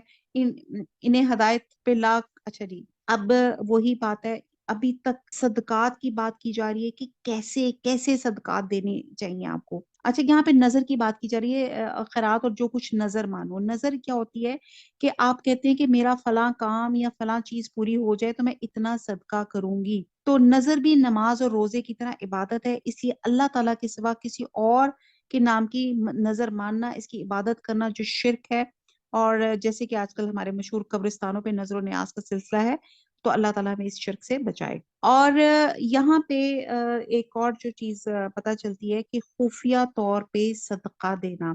نبی صلی اللہ علیہ وسلم نے فرمایا کہ جن لوگوں کو قیامت کے دن عرش الہی کا سایہ نصیب ہوگا، ان میں ایک وہ شخص بھی ہوگا جس نے اتنے خفیہ طریقے سے صدقہ کیا کہ اس کے بائیں ہاتھ کو بھی پتہ نہ چلا، اور چلا کہ اس کے دائیں ہاتھ نے کیا خرچ کیا۔ تو صدقے میں خفیہ طور پہ دینا بہت زیادہ افضل ہے، اور ایک ہوتا ہے اظہار۔ بہرحال یہ دونوں چیزیں ہوتی ہیں، ڈیپینڈ کرتا ہے آپ کی نیت کیا ہے، کیونکہ سم ٹائم جیسے ایک بندہ کوئی حاجت مند تھا اور میں کہتی ہوں کہ جی یہ جو ہے یہ بڑا اس کو ضرورت ہے، آپ اس کی ہیلپ کریں، اور میں اٹھ کر دیتی ہوں کہ ہاں جی یہ میں نے اس کی ہیلپ کی، تو یہ میرا دکھاوا نہیں ہوا، میں نے لوگوں کو انکریج کیا کہ اچھا میں نے بھی دیا، آپ لوگ بھی اٹھ کر دیں۔ یہ اسی طرح ہوتا ہے کہ جیسے ایک بندی نے مجلس میں بیٹھے اپنا دوپٹہ ذرا طریقے سے ٹھیک کرنا شروع کیا، اب یہ دوسری جو اپنی بہن تھی اس کو بتانا چاہ رہی تھی کہ دوپٹہ لو، اب دوپٹہ لو تو بری بات ہے، لیکن اس نے اپنا دوپٹہ سیٹ کرنے لگی، جس سے دوسرے کو ایک اشارہ مل گیا، جیسے کہتے ہیں نا عقل مند، کہ اپنا دوپٹہ ٹھیک کر لیں۔ تو اسی طرح کچھ چیزیں ہوتی ہیں کہ جو آپ خاموشی سے کہتے ہیں، اور بہرحال ایک بہت میری ون آف دا فیورٹ حدیث ایک یہ ہے کہ 7 لوگوں کو عرش کے نیچے جگہ، اللہ تعالیٰ 7 لوگوں کو عرش کے نیچے جگہ دے گا۔ بہت لمبی حدیث ہے جس کا مفہوم میں بیان کر رہی ہوں، اور کوشش کریں کہ ان 7 میں سے ہم لوگ ضرور کام خاص طور پہ اس رمضان میں کریں، جس میں ایک سایہ تو ہم نے دیکھ لیا کہ آپ نے اس خفیہ طریقے سے صدقہ دینا ہے کہ بائیں ہاتھ کو بھی نہ پتا چلے۔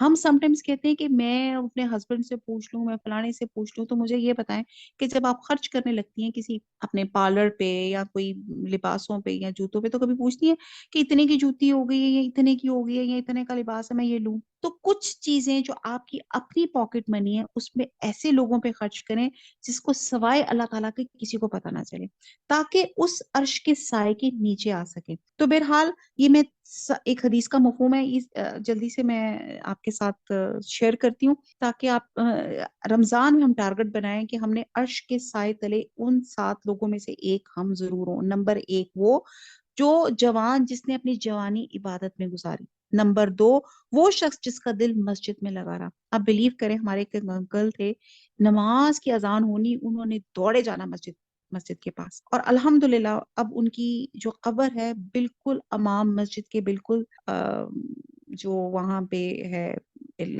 یہ کریم بلاک میں جو قبرستان ہے، بالکل امام کے ساتھ، بالکل ان کی جو قبر ہے، یعنی کہ اتنا ان کا دل مسجد میں لگا تھا کہ اللہ تعالیٰ نے ان کی جو قبر بھی تھی بالکل وہاں مسجد کے ساتھ ان کی بنائی۔ تو وہ شخص جس کا دل مسجد میں لگا رہا۔ تیسرا وہ 2 شخص جس نے اللہ کی خاطر محبت کی اور اللہ کی خاطر جدا ہو گئے۔ اب یہ وہ شخص کون ہے؟ یہ میں اور آپ بھی ہو سکتے ہیں کہ اس وقت میرا اور آپ کا، ڈیفینیٹلی میری اس میں فیملی ممبرز بھی ہیں کلاس میں، لیکن میرا اور آپ، ہمارا آپس میں کوئی بلڈ ریلیشن نہیں ہے، لیکن اس کے باوجود ہم اللہ کی خاطر مل رہے ہیں، اللہ کی خاطر ایک دوسرے سے محبت کریں اور اللہ ہی کی خاطر ہم جدا ہوتے ہیں. تو ایک یہ بھی عرش کے سائے تلے آ جائیں گے ایسے لوگ. نمبر 4، انصاف کرنے والا حاکم. اللہ سے دعا کرتے ہیں ہمارے پاکستان کو انصاف کرنے والا حاکم عطا فرمائے. نمبر 5، وہ مرد جو زنا سے انکار کرے اور کہے اللہ سے ڈرتا ہوں. یہ جیسے حضرت یوسف علیہ السلام کا واقعہ تھا، انشاءاللہ تعالیٰ پڑھیں گے. پھر چھٹا، وہ شخص جس نے اس طرح صدقہ کیا کہ دائیں ہاتھ سے دیا اور بائیں کو نہ پتا چلا. اور 7واں، وہ شخص جس نے تنہائی میں اللہ کو یاد کیا اور اس کی آنکھوں سے آنسو آ گئے. سبحان اللہ. تو یہ وقت ایسے ہیں کہ آپ روئیں، اللہ کے آگے روئیں، آنکھوں میں آنسو لے کے آئیں کہ اللہ تعالیٰ مجھے ان عرش کے سائے تلے نیچے جگہ عطا فرما دیں. اور آپ یہ دیکھیں اتنا کچھ ہے نا صدقات اور انفاق کے بارے میں کہ فی سبیل اللہ دین کے کام کرنے والے دین کے کام میں اتنے مشغول ہو جائیں کہ اپنے لیے وقت نہ نکال سکیں. کیونکہ صحابہ کرام کچھ ایسے تھے جنہوں نے پورے کا پورا اپنے آپ کو وقف کیا ہوا تھا، جیسے اصحاب الصفہ تھے. یہ ایک سٹینڈنگ آرمی کے طور پہ کام کرتے تھے. حضرت ابو ہریرہ کی مثال ہے کہ ان میں سے ایک جو تھا وہ قبیلہ دوست سے آئے ہوئے تھے. بہرحال کہا جاتا ہے کہ کوئی آئے ہوئے تھے کہ وہ اتنا علم حاصل کرتے تھے کہ انہیں کھانے پینے تک کا ہوش نہیں رہتا تھا. ایک علم و حکمت ہوتی ہے شیلو، اوپر اوپر کی باتیں، اور ایک ہوتی ہے سمندر کے اوپر اوپر جانا، اور ایک ہوتا ہے گہرائی میں جانا. موتی اوپر تیرتے ہوئے نہیں ملتے، گوہر اوپر نہیں ملتے، بہت اندر جانا پڑتا ہے اور اس کے لیے وقت بھی چاہیے. بہرحال یہ اللہ تعالیٰ نے ہمیں اور آپ کو وقت دی اس دور قرآن میں، اس قرآن سے مستفید ہوں، شرح صدر ہوں اور اپنا ایمان سٹرونگ کریں. آیت نمبر 272، نہیں ہدایت پہ لا کھڑا کرنا تیری ذمہ نہیں، بلکہ ہدایت اللہ تعالیٰ دیتا ہے جسے چاہتا ہے، اور تم جو بھلی چیز اللہ کی راہ میں دو گے اس کا فائدہ خود پاؤ گے. تمہیں صرف اللہ تعالیٰ کی رضامندی کی طلب کے لیے خرچ کرنا چاہیے. جو کچھ تم مال خرچ کرو گے اس کا پورا پورا بدلہ تمہیں دیا جائے گا اور تمہارا حق نہ مارا جائے گا. پھر بار بار ترغیب دی جا رہی ہے خرچ کرنے کے لیے. حدیث میں آتا ہے کہ 2 شخصوں پہ رشک کرنا جائز ہے. ایک وہ جس کو اللہ نے مال دیا اور اسے راہ حق میں خرچ کرتا ہے، اور دوسرا وہ جسے اللہ تعالیٰ نے حکمت دی، جسے وہ فیصلے کرتا ہے اور لوگوں کو اس کی تعلیم دیتا ہے. آیت نمبر 273، صدقات کے مستحق صرف وہ غربا ہیں جو اللہ کی راہ میں روک دیے گئے، جو ملک میں چل پھر نہیں سکتے. نادان لوگ ان کی بے سوالی کی وجہ سے انہیں مالدار خیال کرتے ہیں. آپ ان کے چہرے دیکھ کر قیافے سے انہیں پہچان لیں، اور وہ لوگوں سے چمٹ کر سوال نہیں کرتے. تم جو کچھ مال خرچ کرو تو اللہ تعالیٰ اس کا جاننے والا ہے. اور جو لوگ اپنے مالوں کو رات دن چھپے کھلے خرچ کرتے، ان کے لیے ان کے رب تعالیٰ کے پاس اجر ہے، اور نہ انہیں خوف ہے اور نہ غمگینی. حدیث میں آتا ہے مسکین وہ نہیں ہے جو ایک ایک دو دو کھجور یا ایک ایک دو دو لقمے کے لیے در در جا کے سوال کرتا ہے. مسکین تو وہ ہے جو سوال سے بچتا ہے. پھر نبی صلی اللہ علیہ وسلم نے یہی آیت پڑھی تھی. اور یہاں پہ پتہ چلتا ہے کہ پیشہ ور جو آپ کے بیگرز ہوتے ہیں، اور بہرحال کہنے کی بات یہ ہے کہ کچھ سفید پوش لوگ ہوتے ہیں وہ مانگتے نہیں ہیں، لیکن آپ کو پتہ چل جاتا ہے کہ یہ اس کے اہل ہے، تو آپ ان کی خودداری کو ہرٹ کیے بغیر آپ ان کی مدد کر سکتے ہیں. اب جب ہم نے اللہ کے آگے جھکنا ہے تو پھر ہمیں کسی اور کے آگے نہیں جھکنا. اب ہم صدقہ خیرات کے بارے میں ایک لمبی تفصیل چل رہی ہے. اب ہم دیکھتے ہیں کہ ہم کہاں کہاں خرچ کرتے ہیں. آپ سب نے اپنے آپ کو اسیس کیجئے، ہم کہاں کہاں خرچ کرتے ہیں اور قرآن نے کہاں کہاں خرچ کرنے کو کہا گیا ہے. جی ہم کہاں خرچ کرتے ہیں. ہماری تو خرچے اگر ہم اپنی لسٹ بنائیں تو ہمارے بیوٹی پارلرز میں خرچ ہوتا ہے، فلانا ہائیڈرا فیشل، فلانا گولڈ فیشل. ہم اپنی جوتوں پہ خرچ کرتے ہیں، ہم ڈیزائنرز کلوتھس پہ خرچ کرتے ہیں، ہم سیلیبریشنز پہ خرچ کرتے ہیں، چاہے وہ اب شادی کی آپ دیکھیں کتنی زیادہ تقریبات ہو جاتی ہیں، مایوں، برائیڈل شاور اور پتہ نہیں کیا کیا. پھر بچے کی پیدائش کو بڑا مشکل کر دیا ہے جی، وہ بھی بیبی شاور بھی ڈال دیا اور پتہ نہیں اور کیا کیا چیزیں بھی ڈال دی. تو آپ یہ دیکھیں کہ ویلنٹائن ڈے پہ ہو گیا، پھر آپ نے پتہ نہیں کون کون سے ڈیز بنا لی ہیں، کیسی چیزوں پہ ہم خرچ کرتے ہیں. آپ لسٹ بنائیں، آپ دیکھیں کہ آپ کیسی کیسی چیزوں پہ آپ خرچ کرتے ہیں اور کتنا ہمارا خرچ مٹیریل چیزوں پہ ہوتا ہے، عیش و عشرت پہ ہوتا ہے، نمود و نمائش کی چیزوں پہ ہوتا ہے. تو اللہ تعالیٰ کیا کہہ رہے ہیں، آپ نے دیکھنا ہے واٹ از نیسیسٹی، آپ کی ضرورت کیا ہے، اینڈ واٹ از لگژری، دکھاوے کے لیے کیا ہے. And what is just an exhibit. ٹھیک ہے. اب آپ دیکھیں اب ہم نے امپروو کرنے ہیں ہمارے جو جو ویز ہیں اسپینڈنگ کے, ہم نے اپنے خرچ کا طریقہ بدلنا ہے. تو پھر کیا ہے, الذین آمنوا انفقوا من طیبات ما کسبتم ومما اخرجنا لکم من الارض. کہاں اسپینڈ کرنا ہے؟ جو طیب چیزیں نکلتی ہیں زمین سے. اور پھر ہاؤ ٹو اسپینڈ, کبھی رات میں, کبھی دن میں, کبھی چھپا کے, کبھی اعلانیہ. یعنی کہ چھپا کے جیسے اللہ تعالیٰ کے عرش کے سائے تلے ہوں گے ہم, اور اعلانیہ جسٹ ٹو موٹیویٹ, ترغیب دینے کے لیے. پھر کہاں, ویئر ٹو اسپینڈ, والدین پہ, اقربا پہ, یتیموں پہ, مساکین پہ, وابن السبیل پہ. اور پھر وائی ٹو اسپینڈ, یہ بھی ذہن میں مقصد ہونا چاہیے, اللہ کی رضا, اللہ کی خوشی, دل کا اطمینان. کبھی آپ کسی پہ اسپینڈ تو کریں, سکون کتنا آتا ہے.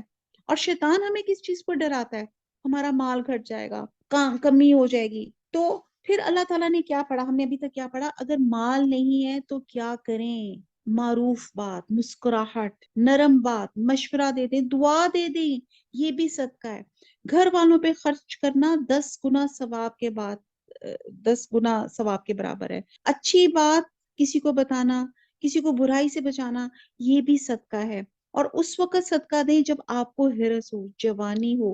اور کیا نہیں کرنا, احسان نہیں جتانا, ایذا نہیں دینی, تکلیف نہیں دینی, ریاکاری نہیں کرنی, ورنہ کیا ہو جائے گا, صدقہ ضائع ہو جائے گا.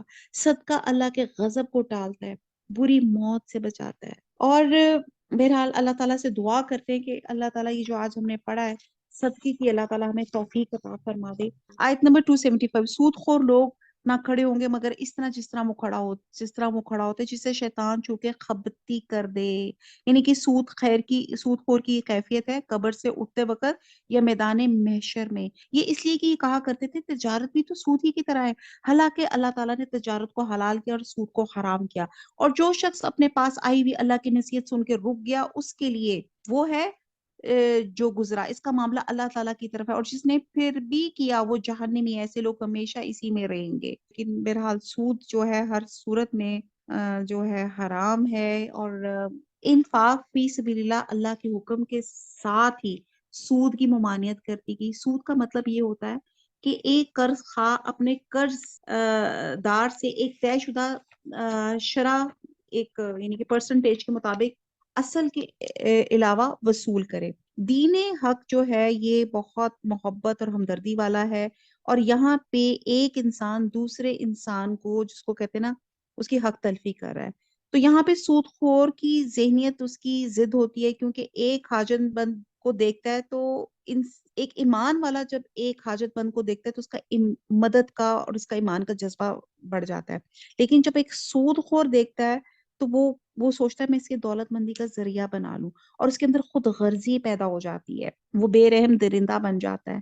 تو قرآن نے اس حالت کو مرغی کے مری سے تشبیہ دی ہے, جسے شیطان کے مس سے تعبیر کیا گیا ہے کہ یہ کیا کرتا ہے. اور آپ یہ دیکھیں کہ سود کا طریقہ سرمایہ داروں کی راہوں میں بہرحال ہم تھوڑا سا دیکھ لیتے ہیں کہ تجارت میں بیچنے والا اور مشتری یعنی کہ گاہک کا آپس میں جو منافع کا جو تبادلہ ہے وہ کیسا ہونا چاہیے. کیونکہ جو بیچنے والا ہے, آپ کا جو گاہک ہے, جو کنزیومر ہے, اس چیز سے نفع حاصل کرتا ہے جو اس نے جو سیلر سے خریدی ہے, اور بائی اپنی محنت, ذہانت اور وقت کی اجرت لیتا ہے. اور اس کے برخلاف سود میں کیا ہوتا ہے, منافع کا جو تبادلہ ہوتا ہے وہ مساوی نہیں ہوتا. سود لینے والا مال ایک مقرر مقدار لیتا ہے جو یقینی, جو کہتے ہیں نا کنفرم نفع بخش ہوتی ہے, اور اس کے مقابلے میں سود دینے والے کو صرف مہلت ہی ملتی رہتی ہے. تو یہ ایک ناانصافی والی بات ہے. اگر یہ رقم تجارت, صنعت اور زراعت کے لیے لی جائے تب بھی مہلت میں نفع اور نقصان دونوں کا احتمال ہوتا ہے. لہٰذا سود کا معاملہ ایک فریق کا فائدہ اور دوسرے کا نقصان ہوتا ہے, اور ایک کا یقینی اور متعین فائدہ ہوتا ہے اور دوسرے کا غیر یقینی اور غیر متعین فائدہ ہوتا ہے. اور پھر تجارت میں ایک جو ہوتا ہے آپ کا جو ہوتا ہے ٹریڈ جو ہے, یہاں پہ میں آپ کو ٹریڈ اور سود کا تھوڑا سا ڈفرنس یہاں بتا رہی ہوں کہ اس میں آپ جو ہوتا ہے فائدہ ایک دفعہ لیتے ہیں, لیکن سود کے معاملے میں مال دینے والا مسلسل منافع وصول کرتا رہتا ہے, اور وقت کے ساتھ ساتھ اس کی پرسنٹیج ہوتی ہے وہ بھی بڑھتی جاتی ہے. اور تجارت اور صنعت یعنی کہ ٹریڈ میں انسان جو ہے محنت کرتا ہے، ذہانت اور وقت کر کے اپنا فائدہ اٹھاتا ہے، اور کاروبار میں محض اپنا ضرورت سے زائد سرمایہ لگا کے جو سود خور ہوتا ہے، بغیر کسی محنت اور مشقت کے وہ دوسروں کی کمائی کا شریک بن جاتا ہے۔ تو پھر اس طرح معاشرے میں بخل، خود غرضی، بے رحمی، مٹیریلسٹک اپروچ جو ہوتی ہے بہت زیادہ بڑھ جاتی ہے۔ بہرحال اللہ تعالیٰ ہمیں سود سے بچائے، کیونکہ یہاں پہ کچھ لوگ کہتے تھے کہ سود جو ہے یہ تجارت کی طرح ہے۔ ہم آگے چلے پڑھتے ہیں اس کا معاملہ اللہ تعالیٰ کی طرف سے، اور جس نے پھر کیا وہ جہنمی ہے۔ ایسے لوگ ہمیشہ اسی میں رہیں گے۔ اللہ تعالیٰ سود کو مٹاتا ہے، صدقے کو بڑھاتا ہے۔ اللہ تعالیٰ کسی ناشکرے گنہگار کو دوست نہیں رکھتا۔ بے شک جو لوگ ایمان کے ساتھ سنت کے مطابق نیک کام کرتے ہیں، نمازوں کو قائم کرتے ہیں اور زکوٰۃ ادا کرتے ہیں، ان کا اجر ان کے رب تعالیٰ کے پاس ہے۔ ان پہ نہ تو کوئی خوف ہے، نہ اداسی اور نہ غم۔ اے ایمان والو، اللہ تعالیٰ سے ڈرو، اور جو سود باقی رہ گئے وہ چھوڑ دو اگر تم سچ مچ ایماندار ہو۔ اگر ایسا نہیں کرتے تو اللہ تعالیٰ سے اور اس کے رسول سے لڑنے کے لیے تیار ہو جاؤ۔ ہاں، اگر توبہ کر لو تو تمہارے اصل مال تمہارا ہی ہے، نہ تم ظلم کرو، نہ تم پہ ظلم کیا جائے۔ اگر کوئی تنگی کرنے والا ہو تو اسے آسانی تک مہلت دینی چاہیے، اور صدقہ کرو تو تمہارے لیے بہت ہی بہتر ہے اگر تمہیں علم ہو۔ اس دن سے ڈرو جس میں تم سب اللہ کی طرف لوٹائے جاؤ گے، اور ہر شخص کو اس کے اعمال کا پورا پورا بدلہ دیا جائے گا، اور ان پہ ظلم نہیں کیا جائے گا۔ اور بعد آثار میں ہے کہ یہ قرآن کریم کی آخری آیت ہے جو نبی صلی اللہ علیہ وسلم پر نازل ہوئی تھی۔ کہتے ہیں کہ اس کے چند دن کے بعد آپ جو تھے آپ اس دنیا سے کوچ کر گئے تھے۔ آیت نمبر 282، اے ایمان والو، جب تم آپس میں ایک دوسرے سے میعاد مقرر پہ قرض کا معاملہ کر لو تو اسے لکھ لیا کرو۔ اب یہ جو آیت ہم پڑھ رہے ہیں، جہاں پہ سودی نظام کی ممانعت کی گئی، صدقات کی فضیلت بیان کی گئی، تو یہاں پہ آیت دین ہے کہلائی جاتی ہے، جو قرآن کی سب سے لمبی آیت ہے، اور اللہ تعالیٰ نے قرض کے سلسلے میں ضروری ہدایات دے دی گئی ہیں، اور وہ تو اس کو آپ سنتے جائیں اور آپ دیکھتے جائیں کہ کتنی اللہ تعالیٰ نے منیوٹس ڈیٹیل کو بھی جو اس کو بھی کیچ کیا ہے۔ آیت نمبر 282 آیت دین ہے، اے ایمان والو، جب تم آپس میں ایک دوسرے سے میعاد مقرر پر قرض کا معاملہ کرو تو پہلی بات اسے لکھ لیا کرو، اور لکھنے والے کو چاہیے کہ تمہارا آپس کا معاملہ عدل سے لکھے، اور کاتب کو چاہیے کہ لکھنے سے انکار نہ کرے جیسے اللہ تعالیٰ نے اسے سکھایا ہے، بس اسے بھی لکھ دینا چاہیے، اور جس کے ذمہ حق ہو وہ لکھ پائے اور اپنے اللہ تعالیٰ سے ڈرے جو اس کا رب ہے، اور حق میں سے کچھ گھٹائے نہیں۔ ہاں، جس شخص کے ذمہ حق ہے اگر نادان ہو یا کمزور ہو یا لکھوانے کی طاقت نہ رکھتا ہو تو اس کا ولی عدل کے ساتھ لکھوا دے، اور اپنے سے 2 مرد گواہ رکھ لے، اور اگر 2 مرد نہ ہو تو 1 مرد اور 2 عورتیں جنہیں تم گواہوں میں سے پسند کر لو، تاکہ ایک کی بھول چوک کو دوسری یاد دلا دے، اور گواہوں کو چاہیے کہ جب وہ بلائے جائیں تو انکار نہ کریں، اور قرض کو جس کی مدت مقرر ہے خواہ چھوٹا ہو یا بڑا ہو لکھنے میں کاہلی نہ کرو۔ اللہ تعالیٰ کے نزدیک یہ بہت انصاف والی بات ہے، اور گواہی کو بھی درست رکھنے والی اور شک و شبہ سے بھی بہت زیادہ بچانے والی ہے۔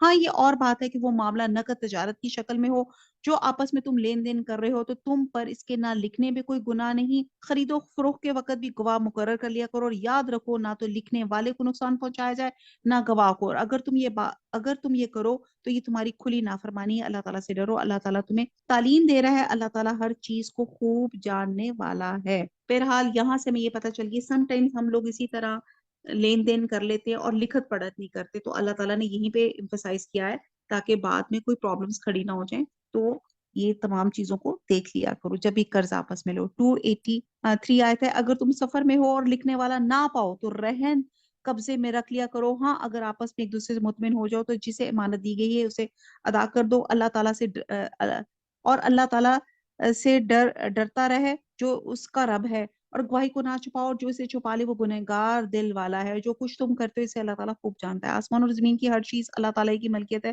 تمہارے دلوں میں جو کچھ ہے اسے تم ظاہر کرو یا چھپا، اللہ تعالیٰ اسی کا حساب تم سے لے گا۔ للہ ما فی السماوات و ما فی الارض وان تبدوا ما فی انفسکم او تخفوهم یحاسبکم بہ اللہ فیغفر لمن یشاء ویعذب من یشاء واللہ علی کل شیء قدیر۔ پھر اللہ تعالیٰ اس کا حساب تم سے لے گا، پھر جسے چاہے بخشے گا، جسے چاہے سزا دے گا، اللہ تعالیٰ ہر چیز پہ قادر ہے۔ اب یہ آخری آیات ہیں اور ان کی بہت زیادہ فضیلت آتی ہے۔ احادیث میں آتا ہے کہ جب یہ آیت نازل ہوئی تو صحابہ کرام جو تھے پریشان ہو گئے، اور وہ حضور صلی اللہ علیہ وسلم کے ان کے بارگاہ رسالت میں پیش ہوئے، اور انہوں نے کہ یا رسول اللہ، نماز، روزہ، زکوٰۃ، حج، یہ سارے اعمال جن کا ہمیں حکم دیا گیا ہم بجا لاتے ہیں کیونکہ ہماری طاقت سے بالا نہیں، لیکن دل میں پیدا ہونے والے خیالات اور وسوسوں پہ تو ہمارا اختیار ہی نہیں ہے، اور اللہ تعالیٰ نے کہہ دیا اس پہ محاسبے کا اعلان کر دیا ہے۔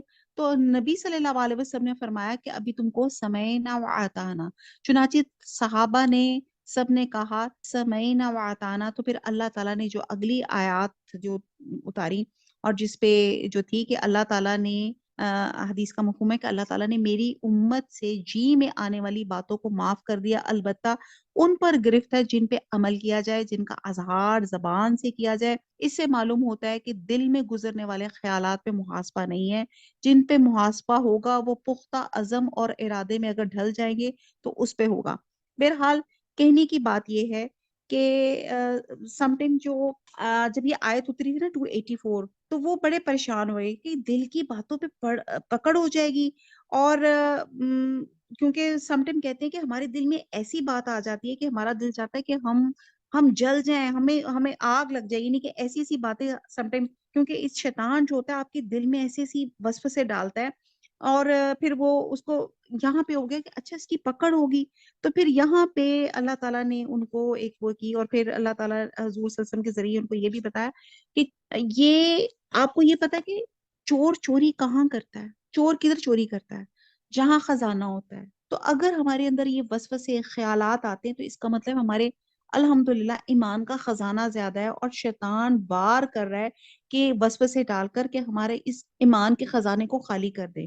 تو یہاں پہ پھر ایک اور جو وضاحت پتا چل گئی کہ ہمارے اندر جو وسوسے آتے ہیں، جو ہمارے ارادے آتے ہیں، ان کی کچھ کیٹیگریز ہیں۔ اس میں سے پہلی کیٹیگری ہے جس کو وسوسہ کہتے ہیں، کہ دل میں خیال آیا اور گزر گیا، ٹھیک ہے، اب اس پہ پکڑنی ہے۔ اور دوسرا اس کے بڑھ کر ہے، دوسری جو سٹیج ہے اس کو تردد کہتے ہیں، یعنی کہ کبھی اس کے کرنے کا ارادہ ہوتا ہے اور کبھی چھوڑنے کا ارادہ ہوتا ہے، کبھی ارادہ کرتے ہیں اور کبھی چھوڑتے ہیں، اس پہ بھی پکڑنی ہے۔ اب تیسری سٹیج کیا آتی ہے کہ اس پہ پختگی، یعنی کہ اس پہ پختگی سے قائم نہیں رہتا، لیکن وہ غور و فکر کر رہا ہوتا ہے، اس کا ایپٹیچیوڈ اس کی طرف ہوتا ہے، اس غلط خیال کی طرف، وہ اسے نفرت نہیں کرتا۔ اب اگلی سٹیج کیا آتی ہے کہ اب کیا ہو رہا ہے کہ اس کا ایپٹیچیوڈ ہو گیا ہے، اس سے وہ نفرت نہیں کر رہا اور اس کو کرنے کا ارادہ بھی رکھتا ہے۔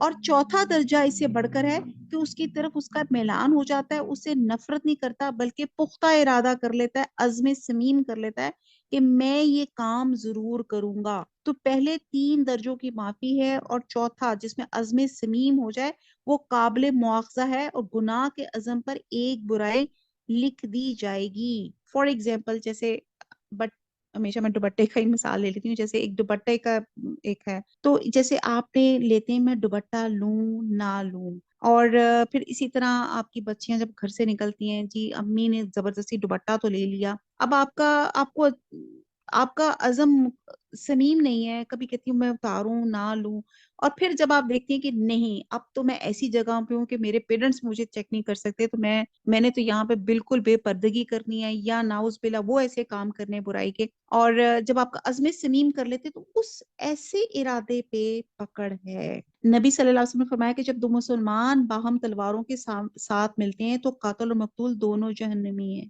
تو صحابہ نے پوچھا قاتل کا جہنمی ہونا تو ٹھیک ہے، لیکن مقتول کیوں جہنمی ہے؟ تو آپ نے فرمایا کہ وہ بھی اپنے ساتھی کو قتل کرنے کا خواہش مند تھا، یعنی کہ اس کے قتل کرنے کا دل میں عزم سمیم رکھتا تھا۔ اس سے معلوم ہوتا ہے کہ عزم سمیم دل کا فعل ہے، اور جو وسوسہ ہوتے ہیں وہ مختلف چیزیں ہوتی ہیں۔ تو بہرحال یہ آ گیا ارادے یا آپ کے وسوسے کی پکڑ پہ بات۔ اب یہ جو اگلی آیات ہیں، یہ نبی صلی اللہ علیہ وسلم فرمایا کہ جو شخص سورہ بقرہ کی آخری 2 آیتیں رات کو پڑھ لیتا ہے تو اس کے لیے کافی ہو جاتی ہیں، اور یعنی کہ اس عمل کی بدولت اللہ تعالیٰ اس کی حفاظت فرماتا ہے، اور بات کے نزدیک اس کا مطلب ہے رات کے قیام سے کافی ہو جاتی ہیں۔ اور کہتی ہیں کہ حدیث میں آتا ہے کہ حضور صلی اللہ علیہ وسلم کو معراج میں 3 گفٹ ملے تھے۔ ایک گفٹ تو یہ جو ہم سورہ بقرہ کی آخری 2 آیات پڑھیں گے، اور ایک نماز گفٹ تھا، اور تیسری یہ تھا کہ مومنین کو انشاءاللہ تعالی جنت میں ضرور داخل کریں گے۔ اور کہتے ہیں کہ اس سورت کی آخری آیات نبی صلی اللہ علیہ وسلم کو ایک خزانے سے عطا کی گئی تھی جو عرش الہی کے نیچے سے تھا، اور یہ آیات آپ کے سوا کسی اور نبی کو نہیں دی گئی تھی۔ اور کہتے ہیں سورت کے خاتمے پہ آپ نے آمین بھی کہنا ہے۔ تو اب یہ میں آیات پڑھتی ہوں، میرے ساتھ ساتھ جو لوگ عربک بھی پڑھ رہے ہیں وہ بھی ساتھ ساتھ پڑھ لیں۔ آمن الرسول بما انزل علیہ من ربہ والمؤمنون كل آمن بالله وملائكته وكتبه ورسوله لا نفرق بين أحد من رسوله وقالوا سمعنا وأطعنا غفرانك ربنا وعليك المصير لا يكلف الله نفسا إلا وسعها لها ما كسبت وعليها ما اكتسبت ربنا لا تؤاخذنا إن نسينا أو اخطأنا ربنا ولا تحمل علينا إسرا كما حملته على الذين من قبلنا ربنا ولا تحملنا ما لا طاقة لنا به واعف عنا واغفر لنا وارحمنا أنت مولانا فانصرنا على القوم الكافرين آمین. ترجمہ دیکھ لیتے ہیں. رسول ایمان لایا اس چیز پہ جو اس کی طرف اللہ تعالیٰ کی جانب سے اتری، اور مومن بھی ایمان لائے. یہ سب اللہ تعالیٰ اور اس کے فرشتوں پر، اس کی کتابوں پر، اس کے رسولوں پہ ایمان لاتے ہیں. آمین. ہم سب ایمان لاتے ہیں. اس کے رسولوں میں سے کسی میں ہم تفریق نہیں کرتے. الحمدللہ ہم کسی میں تفریق نہیں کرتے. انہوں نے کہہ دیا ہم نے سنا اور اطاعت کی. آج ہم بھی کہتے ہیں سمعنا واطعنا. جتنی بھی ہم نے اللہ کی آیات پڑھی ہم سب کہتے ہیں ہم نے سنا اور ہم اس پہ اطاعت پہ ہم راضی ہیں. ہم تیری بخشش طلب کرتے ہیں اے ہمارے رب. آمین. ہمیں تیری ہی طرف لوٹنا ہے. اللہ تعالیٰ کسی جان کو اس کی طاقت سے زیادہ تکلیف نہیں دیتا. اب یہاں پر اللہ تعالیٰ بیان کریں کہ اللہ تعالیٰ یعنی کہ طاقت سے زیادہ تکلیف نہیں دیتا. جو نیکی وہ کرے وہ اس کے لیے، اور جو برائی وہ کرے وہ اس پر ہے. اے ہمارے رب اگر ہم بھول گئے ہوں یا خطا کی ہو تو ہمیں نہ پکڑنا. آمین. اے ہمارے رب ہم پر وہ بوجھ نہ ڈال جو ہم سے پہلے لوگوں پہ ڈالا تھا. اے ہمارے رب ہم پہ وہ بوجھ نہ ڈال جس کی ہمیں طاقت نہ ہو. ہم سے درگزر فرما، ہمیں بخش دے. آمین. ہم پہ رحم کر. آمین. تو ہی ہمارا مالک ہے اور ہمیں کافروں کی قوم پہ غلبہ عطا فرما دے. آمین. اب یہاں پہ انسان نسیان سے بنا ہے، وہ بھول چوک ہو جاتی ہے، تو یہاں بڑی پیاری دعا ہے کہ اے رب ہمیں نہ پکڑنا. اگر ہم بھول جائیں، خطا کر لیں. حضرت آدم علیہ السلام نے بھی خطا کی تھی، اللہ نے ان کو توبہ کے کلمات سکھا دیے تھے. اللہ ہم سے بھی کوئی غلطی ہو تو اللہ تعالیٰ معاف فرما دیجیے گا. ہم سے کوئی بھول چوک ہو اللہ تعالیٰ ہم پہ وہ بوجھ نہ ڈالنا جو آپ نے پہلے لوگوں پہ ڈالے ہوئے تھے. آپ دیکھتے ہیں کہ پہلے لوگوں پہ کتنے ان کے بوجھ تھے جو لوگوں نے اپنے اوپر حاوی کیے ہوئے تھے. تو اور پھر یہ کہ ہمارے ساتھ نرمی کر، درگزر کر، ہمیں بخش دے، ہم پہ رحم فرما. اللہ تو ہمارا مولا ہے اور کافروں کے مقابلے میں ہماری مدد فرما دے. اور جس شخص کو اللہ نے جتنی نعمتیں صلاحیتیں بخشی ہیں اسی کے مطابق اس کا حساب ہوگا. اس کے برعکس اگر کسی شخص کے اندر وہ کام کرنے کی صلاحیت نہیں ہے، ہمت نہیں ہے، طاقت نہیں ہے، تو اس کی پوچھ بھی نہیں ہوگی. مثلاً ایک شخص کھڑے ہو کے نماز پڑھ نہیں سکتا اور اس نے بیٹھنا ہی ہے تو اسے نہیں پوچھا جائے گا تم کھڑے کیوں نہیں ہوئے. تو ہمارے دین میں بہت وسعت ہے. ہر شخص سے اس کی حیثیت و صلاحیت کے مطابق حساب ہوگا. بالکل ایسے جیسے ہر جماعت کے پرچے الگ الگ ہوتے ہیں، اسی طرح ہر انسان کے لیول کے اس کی ہر انسان کے اس کے لیول کے مطابق اس کی پوچھ گچھ ہوگی. ہر شخص کے سامنے اس کا اپنا کیا ہوا آئے گا، چاہے وہ اچھا ہو تو چاہے وہ برا ہو. اچھا جی، یہ ہماری الحمدللہ سورہ بقرہ ختم ہوتی ہے، سورہ عمران شروع ہوتی ہے. سورہ ال عمران الحمدللہ شروع کرتے ہیں. بسم اللہ الرحمن الرحیم. الف لام میم اللہ لا الہ الا هو الحی القیوم. الف لام میم حروف مقطعات میں سے اللہ تعالیٰ وہ ہے جس کے سوا کوئی معبود نہیں، جو زندہ اور سب کا نگہبان ہے. ہم نے آیت الکرسی میں بڑی ڈیٹیل سے الحی القیوم کی اللہ کی صفات کے بارے میں ہم نے بیان کیا تھا کہ جس کا مطلب ہے وہ ازل سے ہے اور ابد تک رہے گا. اسے موت اور فنا نہیں. اور قیوم کا مطلب ہے کہ ساری کائنات کو قائم رکھنے والا ہے، محافظ ہے، نگران ہے، اور ساری کائنات اس کی محتاج ہے، وہ کسی کا محتاج نہیں ہے. ایکچولی عیسائی حضرت عیسیٰ علیہ السلام کو اللہ کا بیٹا یا ایسی کچھ باتیں کہتے تھے. تو یہاں پہ اللہ تعالیٰ آگے سورہ آل عمران میں بہت سی ان کی ایمبیگٹی جو ہے وہ کلیئر کیے کریں گے.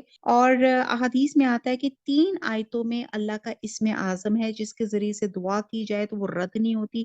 ایک یہی آل عمران کی آیت الحی القیوم، دوسری آیت आयतुल कुर्सी में अल्लाह ला इलाहा इल्ला हुवल हय्युल क़य्यूम, और तीसरी सूरह ताहा में वअनतिल वजूह लिल हय्युल क़य्यूम। तो इन्हीं तीनों आयतों को हम वसीला बना के, इसमें आज़म बना के अल्लाह से दुआ करते हैं, अल्लाह ताला हमारे सगीरा कबीरा गुनाहों को माफ फरमा दे, अल्लाह ताला हमारे जाने अनजाने गुनाहों को माफ फरमा दे। अल्लाह गुनाहगार बंदे गुनाहों की पोटलियां लिए बोझ लिए बैठे हैं, अल्लाह हमसे राजी हो जाए, अल्लाह हमसे राजी हो, अल्लाह हमसे राजी हो जाए। अल्लाह हमारे जो वालिदैन फौत हो चुके हैं, जो वालिदैन जो रिश्तेदार फौत हो चुके हैं, मेरे हस्बैंड, अल्लाह ताला उनको जन्नतुल फिरदौस में ऊंचे दर्जात में जगह दे। और जो हमारे वालिदैन जिंदा हैं, अल्लाह ताला उनको जिंदगियां तंदुरुस्तियां दे, अल्लाह ताला उनको खैर आफियत से रखे। अल्लाह ताला मेरी अम्मी को जिनकी जो भी वालिदैन जिंदगी तंदुरुस्ती, अल्लाह ताला उनको अता शिफा अनायत फरमाए। अल्लाह ताला हम औलादों से बहुत तंग हैं, ये मीडिया वॉर ने, इस मोबाइल ने, अल्लाह ताला हमें शैतान से और मोबाइल के शर से महफूज रख। अल्लाह ताला हमें हमारे वालिदैन के लिए सदका जारिया और हमारी औलाद को हमारे लिए सदका जारिया बना दे। अल्लाह ताला इसमें आज़म के तफ़ैल हम दुआ मांगते हैं, अल्लाह ताला जिन बच्चों के इम्तिहान हो रहे हैं, अल्लाह ताला उनको उन इम्तिहानों में कामयाब फरमा। अल्लाह ताला हमारी औलाद को दीन दुनिया और आखिरत में अल्लाह ताला भलाइयां अता फरमा दे। अल्लाह ताला हमें भी और हमारी औलाद को नमाजी बना दे, खुशू खुजू से नमाज पढ़ने वाला, रुकू और सजूद की लज्जतें लेने वाला अल्लाह ताला बना दे। अल्लाह ताला कुरान को फरदौस, अल्लाहुम्मा इन्नी अस्अलुका जन्नतुल फिरदौस। अल्लाह ताला जो लोग बीमार हैं, अल्लाह ताला उनको बीमारियों से अल्लाह ताला उनकी शिफा अल्लाह ताला अनायत फरमा दे। जो रिस्क मांग रहे हैं, अल्लाह ताला उनको वासिया रिस्क हलाल अता फरमा दे। जिन लोगों ने मुझे कहा कुछ मुकदमे चल रहे हैं, कोई अल्लाह ताला उनके तमाम मुकदमे जो जो इनका जायज हक है, अल्लाह ताला वो अता फरमा दे। अल्लाह ताला जो औलाद मांग रहे हैं, अल्लाह ताला उनको सेहत तंदुरुस्ती वाली सालिया औलाद अता फरमा दे। और जिनकी औलाद है, अल्लाह उनको सालिया रख, अल्लाह ताला इनको बाहया बा पर्दा और बा किरदार रख। अल्लाह ताला हमारे बच्चों को नेक जौज अता फरमाए, चाहे वो बेटे हैं और चाहे वो बेटी हैं, अल्लाह ताला उनको नेक जौज अता फरमा और उसके नतीजे में उनको नेक और सालिया औलाद भी अता फरमा दे। आमीन सुम्मा आमीन। अल्लाह ताला हमारी इस क्लास में बरकत डाले। अल्लाह ताला तेरी रजा के लिए हम यहाँ पे मौजूद हैं। अल्लाह ताला हमारी जितनी मेरी बहनें बैठी हैं और जो आ नहीं सकी, अल्लाह ताला उन सब की जायज ख्वाहिशात को अल्लाह ताला पूरा फरमा दे। आमीन सुम्मा आमीन। अल्लाह ताला मेरे हमसायों में भी अल्लाह ताला बरकतें डाल दे, हमारे हमारे मुल्क में बरकत डाल दे, हमारे नेक हुक्मरान अल्लाह ताला अता फरमा दे। मेरी तमाम दोस्तों अजीजों रिश्तेदारों को अल्लाह ताला सबके लिए आसानियां कर दे। आमीन सुम्मा आमीन। खास तौर पे मुझे रिश्तों के लिए बहुत ज्यादा दुआओं के लिए आती है। अल्लाह ताला जो जो रिश्ते मांग रहे हैं, अल्लाह ताला हमारे बच्चे बच्चियों के उनकी एक अच्छी उम्र में, छोटी उम्र में बेहतरीन सौज अल्लाह ताला उनको अता फरमा दे। आमीन। नेक्स्ट आयत आती है, जिसने आप पर हक के साथ इस किताब को नाज़िल फरमाया है, जो आपसे पहले की तस्दीक करने वाली है। इसने तौरात और अंजील को उतारा था, इससे पहले लोगों को हदायत करने वाली बना के, और कुरान भी उसी ने उतारा था। जो लोग अल्लाह ताला की आयतों से कुफर करते थे, इनके लिए सख्त अजाब है। अल्लाह ताला गालिब है, बदला लेने वाला है। यकीनन अल्लाह ताला पर जमीन और आसमान की कोई चीज पोशीदा नहीं। वो माँ के पेट में तुम्हारी सूरतें जिस तरह चाहता है बनाता है, इसके सिवा कोई माबूद बरहक नहीं। वो गालिब है, हिकमत वाला है। अल्लाह ताला है जिसने तुझ पर किताब उतारी, जिसमें वाज़िया मजबूत आयतें हैं, जो असल किताब और बाद मुतशाबा आयतें हैं। बस जिनके दिलों में कजी है, वो तो इस मुतशाबा आयतों के पीछे लग जाते हैं, फितने की तलब और उनकी मुराद की जस्तजू के लिए। हालांकि इनकी हकीकी मुराद को सिवाय अल्लाह ताला के कोई नहीं जानता। और पुख्ता और मजबूत इल्म वाले भी ये कहते हैं, हम तो इन पर ईमान ला चुके, ये हमारे रब की तरफ से हैं और नसीहत तो सिर्फ अक्लमंद हासिल करते हैं। अब सूरह अल इमरान जो है, ये सूरत मदनी है और इसकी तमाम आयतें मुख्तलिफ औकात में हिजरत के बाद उतरी थी। इसकी इब्तदाई हिस्सा जो है 83 आयात तक ईसाइयों का वफद नजरान के बारे में नाजिल हुआ, जो 9 हिजरी में एक वफद था जो हुजूर सल्लल्लाहु अलैहि वसल्लम की खिदमत में पेश हुआ। ये जब इंशाल्लाह आएगा तो हम डिटेल से बात करेंगे। और जिस पे इन्होंने मुनाजरा किया था, मुबाहिसा किया था और मुबाहिला किया था, वो इंशाल्लाह ताला हम आगे पढ़ेंगे। और अब यहाँ पे आयते मुहक्कमात की जिक्र किया जा रहा है। मुहक्कमात से मुराद वो आयात होती हैं जिसमें क्लियर कट अल्लाह ताला के अहकाम मेंशन होते हैं, और मुतशाबिहात वो होती हैं जैसे अल्लाह की हस्ती, कज़ा, कदर, जन्नत, दोज़ख, ऐसी चीजें जिनकी हकीकत समझने से इंसान कासिर होता है। तो यहाँ पे बताया जा रहा है कि यही चीजें हैं जिसे फितना भी डल डल जाता है। तो बहरहाल हम अल्लाह ताला की हर चीज पे अल्लाह ताला ईमान लेकर आते हैं।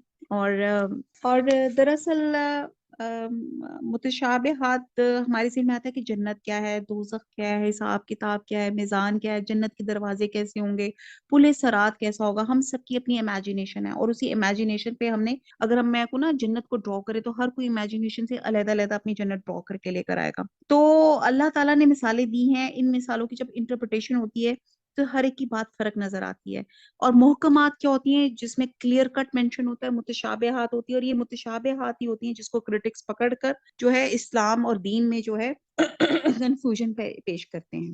آیت نمبر 8، اے ہمارے رب، بڑی خوبصورت دعا ہے، ربنا لا تزغ قلوبنا بعد اذ ہدیتنا وہب لنا من لدنک رحمہ انک انت الوہاب. اے ہمارے رب، ہمیں ہدایت دینے کے بعد ہمارے دل ٹیڑے نہ کر دے، اور ہمیں اپنے پاس سے رحمت عطا فرما، یقیناً تو بہت ہی عطا دینے والا ہے.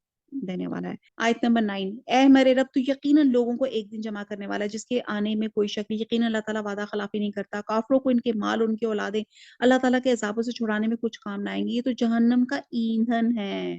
جیسے آل فرعون کا حال ہوا، ان کا جو ان سے پہلے تھے، انہوں نے بھی ہماری آیتوں کو جھٹلایا، پھر اللہ تعالیٰ نے بھی انہیں ان کے گناہوں پہ پکڑ لیا. اللہ تعالیٰ سخت عذاب والا ہے. کافروں سے کہہ دیجئے کہ تم عنقریب مغلوب کیے جاؤ گے اور جہنم کی طرف جمع کیے جاؤ گے، اور وہ برا ٹھکانہ. یقیناً تمہارے لیے عبرت کی نشانی تھی ان دو جماعتوں میں جو گت گئی تھی. ایک جماعت تو اللہ تعالیٰ کی راہ میں لڑ رہی تھی، اور دوسرا گروہ کافروں کا تھا. انہیں وہ اپنی آنکھوں سے اپنے سے دگنا دیکھتے تھے. اللہ تعالیٰ جسے چاہے اپنی مدد سے قوی کرتا ہے. یقیناً اس میں آنکھوں والوں کے لیے بڑی عبرت ہے. اب یہاں پہ غزوہ بدر کا ذکر کیا جا رہا ہے کہ یہاں پہ ایک فریق دوسرے کو اپنے سے دگنا دیکھ رہا تھا. یعنی کہ کافروں کی تعداد 1000 تھی اور مسلمان 313 تھے.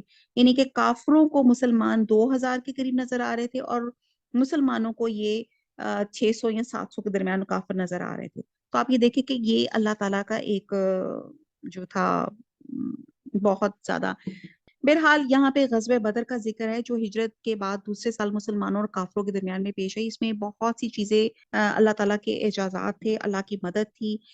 پہلی تو یہ پہلی جنگ تھی. دوسری یہ کہ جنگ بغیر کسی منصوبہ بندی کے ہوئی تھی کہ مسلمان ابو سفیان کے قافلے کے لیے نکلے تھے جو شام سے سامان تجارت دے کے مکہ جا رہا تھا، مگر اطلاع مل جانے کے وجہ سے وہ اپنا قافلہ تو بچا کے لے گیا، لیکن کفار مکہ اپنی طاقت اور کثرت کے گھمنڈ میں مسلمانوں پہ چڑھ دوڑے. یعنی کہ اسباب بنا، اس وجہ بنی اس غزوہ کی، اور مقام بدر پہ یہ مارکا ہوا. اور تیسرا اس میں مسلمانوں کو اللہ تعالیٰ کی خصوصی مدد ہوئی تھی. چوتھا اس میں کافروں کو عبرتناک شکست ہوئی تھی جس میں بہت سے واقعات ہوئے تھے، جس میں اللہ تعالیٰ نے مسلمانوں کی یہ مدد کی تھی کہ ان کے اندر کافروں میں مسلمانوں کی دھاک بٹھا دی تھی، اور مسلمانوں کو حوصلے جو مورال اللہ تعالیٰ نے ہائی کر دیے تھے. اللہ تعالیٰ نے بارش بھیجی تھی جس سے جو کافروں کی جو جگہ تھی وہ کیچڑ بن گئی تھی، اور مسلمانوں کے جو تھے وہ پاؤں جم گئے تھے، اور جس سے انہوں نے پانی جمع کر کے اپنے وضو اور اپنے پاک ہونے کے لیے انہوں نے جمع کر لیا تھا. اور پھر حضور صلی اللہ علیہ وسلم نے ایک مٹھی خاک کی پھینکی تھی جو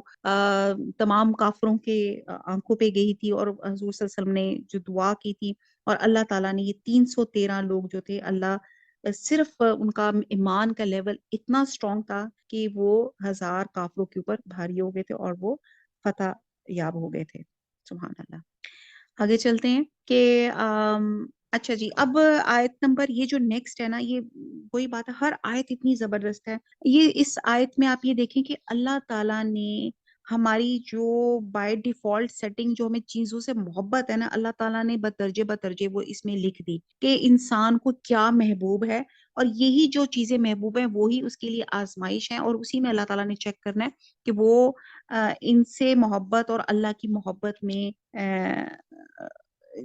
کیا فرق کرتا ہے، وہ یا وہ کیا پریورٹی ہے انسان کی. آیت نمبر 14، زینا للناسی، مزین کر دی گئی لوگوں کے لیے، مرغوب چیزوں کی محبت لوگوں کے لیے مزین کر دی گئی، جیسے عورتیں اور بیٹے اور سونے اور چاندی کے جمع کیے ہوئے خزانے اور نشاندار گھوڑے اور چوپائے اور کھیتی. یہ دنیا کی زندگی کا سامان ہے، اور لوٹنے کا اچھا ٹھکانہ تو اللہ تعالیٰ ہی کے پاس ہے. آپ دیکھ لیں کہ سب سے پہلے یہاں پہ عورت کا ذکر کیا جا رہا ہے، کیونکہ ہر بالغ انسان کے لیے بائی ڈیفالٹ اس کی انسٹنکٹ ہے کہ اسے جو ہوتی نا ایک عورت اپوزٹ سیکس اٹریکٹ کرتی ہے، اور خود نبی صلی اللہ علیہ وسلم کا فرمان ہے کہ عورت اور خوشبو مجھے محبوب ہیں. اور اسی طرح نبی صلی اللہ علیہ وسلم نے نیک عورت کو دنیا کی سب سے بہترین متاع قرار دیا.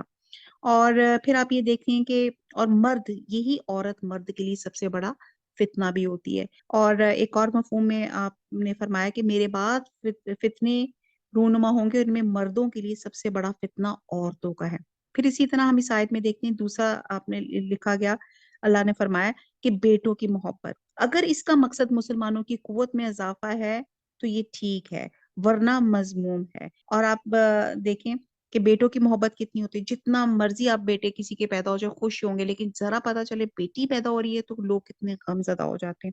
پھر نبی صلی اللہ علیہ وسلم کا فرمان ہے کہ بہت محبت کرنے والی اور زیادہ بچہ جننے والی عورت سے شادی کرو، اس لیے کہ قیامت والے دن دوسری امتوں کے مقابلے میں اپنی امت کی کثرت پر فخر کروں گا۔ اور اس آیت سے راہبانیت کی تردید ہوتی ہے اور تحریک خاندانی منصوبہ بندی کی بھی تردید ہوتی ہے۔ راہبانیت کیا ہوتی ہے؟ کرسچینٹی میں کیا ہوتا ہے کہ وہ ایک راہب بن جاتے ہیں، ننس بن جاتے ہیں، پاپس ہو جاتے ہیں، جی وہ شادی نہیں کرتے، اور ناؤز بلا وہ ٹیکنیکلی یا لیگلی وہ شادی نہیں کرتے، لیکن پھر بھی سم ہاؤ کیونکہ بیسک انسٹنکٹ ہے اور وہ تھوڑا سا غلط کام ایسا کر جاتے ہیں۔ تو اسلام ایک ایسا خوبصورت مذہب ہے کہ اس میں راہبانیت نہیں ہے، اس میں ایک فیملی لائف ہے، اور اس میں فیملی پلاننگ بھی نہیں ہے۔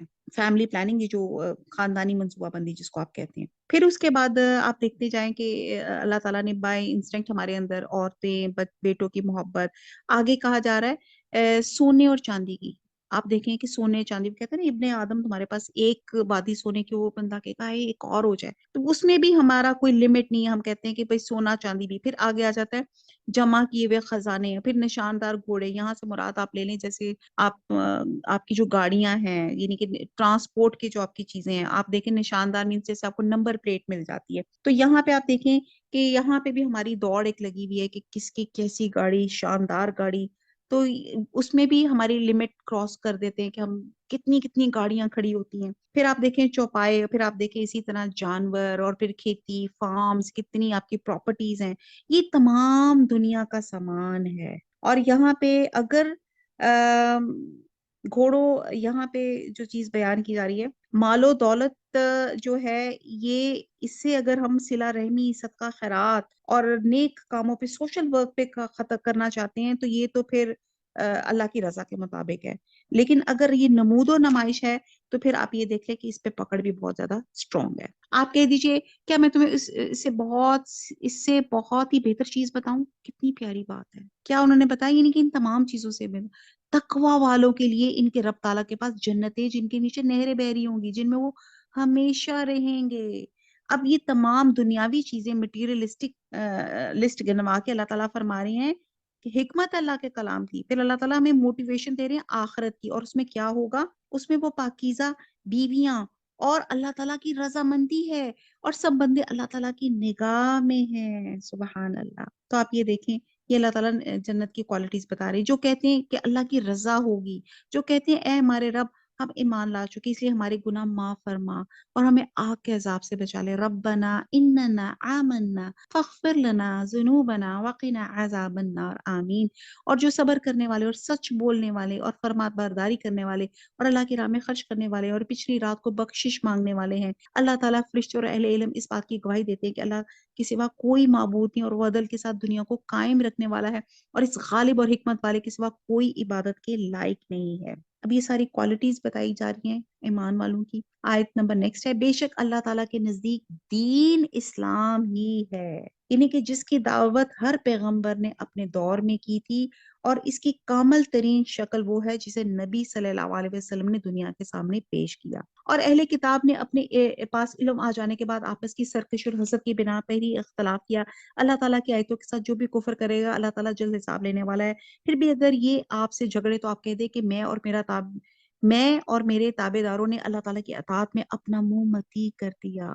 اور اہل کتاب سے اور ان پڑھ لوگوں سے کہہ دیجئے کیا تم بھی اطاعت کرتے ہو؟ بس اگر یہ بھی تابع دار بن جائے تو یقیناً ہدایت والے ہیں، اور اگر یہ روح گردانی کریں تو آپ پر صرف پہنچا دینا ہے، اللہ بندوں کو خوب دیکھ بھال رہا ہے۔ حدیث میں ہے کہ نبی صلی اللہ علیہ وسلم فرمایا کہ قسم ہے اس ذات کی جس کے ہاتھ میں میری زبان ہے، جو یہودی یا نصرانی مجھ پر ایمان لائے بغیر فوت ہو گیا وہ جہنمی ہے۔ جو لوگ اللہ تعالیٰ کی آیتوں سے کفر کرتے ہیں اور نبیوں کو ناحق قتل کر ڈالتے ہیں، اور جو لوگ عدل و انصاف کی بات کہ انہیں بھی قتل کر ڈالتے ہیں تو اے نبی انہیں دردناک عذابوں کی خبر دے دیجئے، ان کے اعمال دنیا اور آخرت میں غارت ہے، ان کا کوئی مددگار نہیں۔ کہ آپ نے نہیں دیکھا جنہیں ایک حصہ کتاب کا دیا گیا وہ آپس کے فیصلوں کے لیے اللہ تعالیٰ کی کتاب کی طرف بلائے جاتے ہیں، پھر بھی ایک جماعت ان کی منہ پھیر کر لوٹ جاتی ہے۔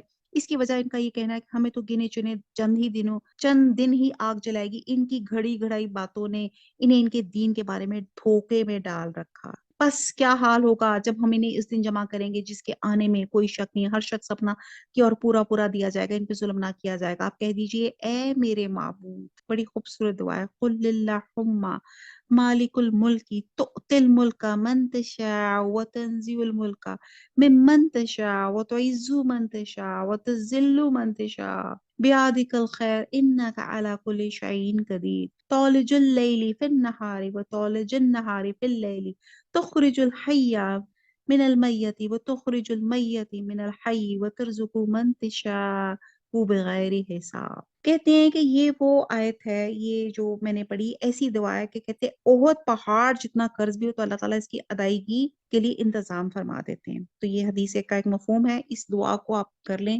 یہ قرض کی ادائیگی کے لیے اللہ تعالیٰ جن کو قرض کی میں ہے اللہ تعالیٰ ان کے لیے آسانیاں فرمائے اور ان کا قرض اللہ تعالیٰ آسانی طریقے سے اس کو ادا کر سکے۔ تو ترجمہ پڑھتے ہیں، آپ کہہ دیجئے کہ میرا معبود اے تمام جہان کے مالک، تو جسے چاہے بادشاہی دے اور جسے چاہے سلطنت چھین لے، یعنی کہ یہ سب کچھ یہ اللہ کے ہاتھ میں، بیادک الخیر، اور تو جسے چاہے عزت دے اور جسے چاہے ذلت دے، تیرے ہی ہاتھ میں سب بلائیں ہیں، بے شک تو ہر چیز پہ قادر ہے۔ اس آیت میں اللہ تعالیٰ کی بے پناہ قوت اور طاقت کا اظہار ہے کہ شاہ کو گدھا اور گدھا کو شاہ بنا دے، تمام اختیارات اللہ ہی کے ہاتھ میں ہیں، اور پھر تمام بھلائیاں بھی اللہ ہی کے ہاتھ میں ہیں، تیرے سوا کوئی بھلائی والا نہیں، شر کا خالق بھی اگرچہ اللہ ہی ہے، لیکن ذکر صرف خیر کا کیا گیا ہے، شر کا نہیں کیا گیا۔ اور شر کہ یہ انسان اپنے عمل کا بدلہ ہے جو اسے پہنچتا ہے، یعنی کہ جو شر ہے انسان خود اپنے آپ کو پہنچاتا ہے۔ آیت نمبر 27، تو ہی رات کو دن میں داخل کرتا ہے اور دن کو رات میں لے جاتا ہے۔ کتنی زبردست بات ہے، اللہ تعالیٰ یہاں پہ قدرت کاملہ پہ اللہ تعالیٰ چیلنج کر رہے ہیں کہ اللہ تعالیٰ رات کو ہی ہے، یعنی کہ جو اللہ کے شریک ٹھہراتے ہیں وہ یہ کر کے دکھائیں، دن اور رات کا الٹ پلٹ وہ کر کے دکھائیں، کبھی رات لمبی ہوتی ہے تو کبھی دن چھوٹا ہوتا ہے، اور دوسرے موسم میں اس کے برعکس دن لمبا ہوتا ہے اور کبھی رات چھوٹی ہوتی ہے، بہرحال یہ اللہ کے ہاتھ میں ہے۔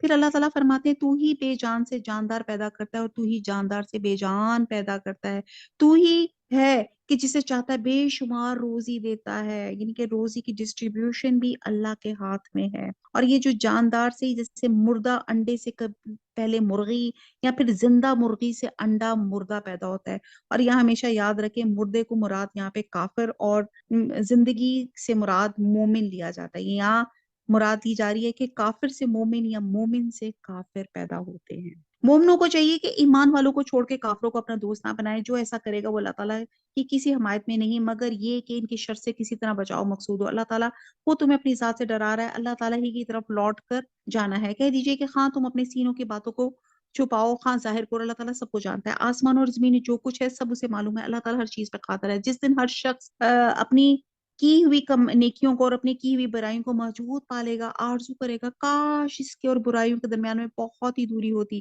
اللہ تعالیٰ تمہیں اپنی ذات سے ڈرا رہا ہے، اللہ تعالیٰ اپنے بندوں پر بڑا ہی مہربان ہے۔ کہہ دیجئے اگر تم اللہ تعالیٰ سے محبت رکھتے ہو تو میری تابعداری کرو، خود اللہ تعالیٰ تم سے محبت کرے گا اور تمہارے گناہ معاف فرما دے گا، اللہ تعالیٰ بڑا بخشنے والا مہربان ہے۔ اس آیت میں اللہ تعالیٰ کی اطاعت کے ساتھ اطاعت رسول پہ بہت زیادہ ایمفسائز کیا گیا ہے کہ نجات کیا ہے، قرآن میں احکامات ہیں اور قرآن پہ عمل کیسے کرنا ہے وہ ہمیں حضور صلی اللہ علیہ وسلم کی ذات سے پتہ چلتا ہے۔ تو یہاں پہ ہمیں سبق جو مل رہا ہے اطیعوا اللہ و اطیعوا الرسول، کہہ دیجئے کہ اللہ تعالیٰ اور رسول کی اطاعت کرو، اگر یہ منہ پھیر لیں تو بے شک اللہ تعالیٰ کافروں کو دوست نہیں رکھتا، بے شک اللہ تعالیٰ نے تمام جہان کے لوگوں میں سے آدم کو اور نوح کو، ابراہیم کے خاندان اور عمران کے خاندان کو انتخاب فرما لیا کہ یہ سب آپس میں ایک دوسرے کی نسل سے ہیں، اللہ تعالیٰ سنتا اور جانتا ہے۔ سورہ آل عمران جیسے ہم نے سورہ بقرہ تھی گائے کے نام پہ تھی، اب یہاں پہ وہ اس سورت کا نام آ رہا ہے جس نام پہ یہ ہے۔ اب یہ جو انبیاء علیہ السلام کے خاندان میں دو عمران تھے، ایک حضرت موسیٰ اور ہارون علیہ السلام کے والد اور دوسرے حضرت مریم علیہ السلام کے والد تھے، اور اس آیت میں جو اسکالرز ہیں وہ مراد جو ہے حضرت مریم کے والد یہاں پہ لیے کا یہاں پہ ذکر کیا جا رہا ہے، اور یہاں پہ کیونکہ ایک میراکولس برتھ کا ذکر کیا جا رہا ہے جو حضرت مریم کے ہاں حضرت عیسیٰ علیہ السلام کی جو ایک میراکولس برتھ ہوئی تھی، تو اس پہ اس سورت کا نام جو تھا سورہ عمران رکھا گیا. اور آل عمران کے علاوہ مزید 3 خاندوں کا یہاں پہ ذکر کیا گیا، جس میں پہلا حضرت آدم علیہ السلام تھے جنہیں اللہ تعالیٰ نے اپنے ہاتھ سے بنایا، ان پہ اپنی طرف سے حروف پھونکی اور انہیں سب نے سجدہ کیا. ان کو اللہ تعالیٰ نے اسما کا علم دیا، انہیں جہنت یعنی کہ جو انسان کو جو اشرف المخلوقات کا جو ٹائٹل ملا ہے کہ فرشتوں نے سجدہ کیا، ان کو علم دیا گیا اور جہنت میں رہائش پذیر کیا گیا.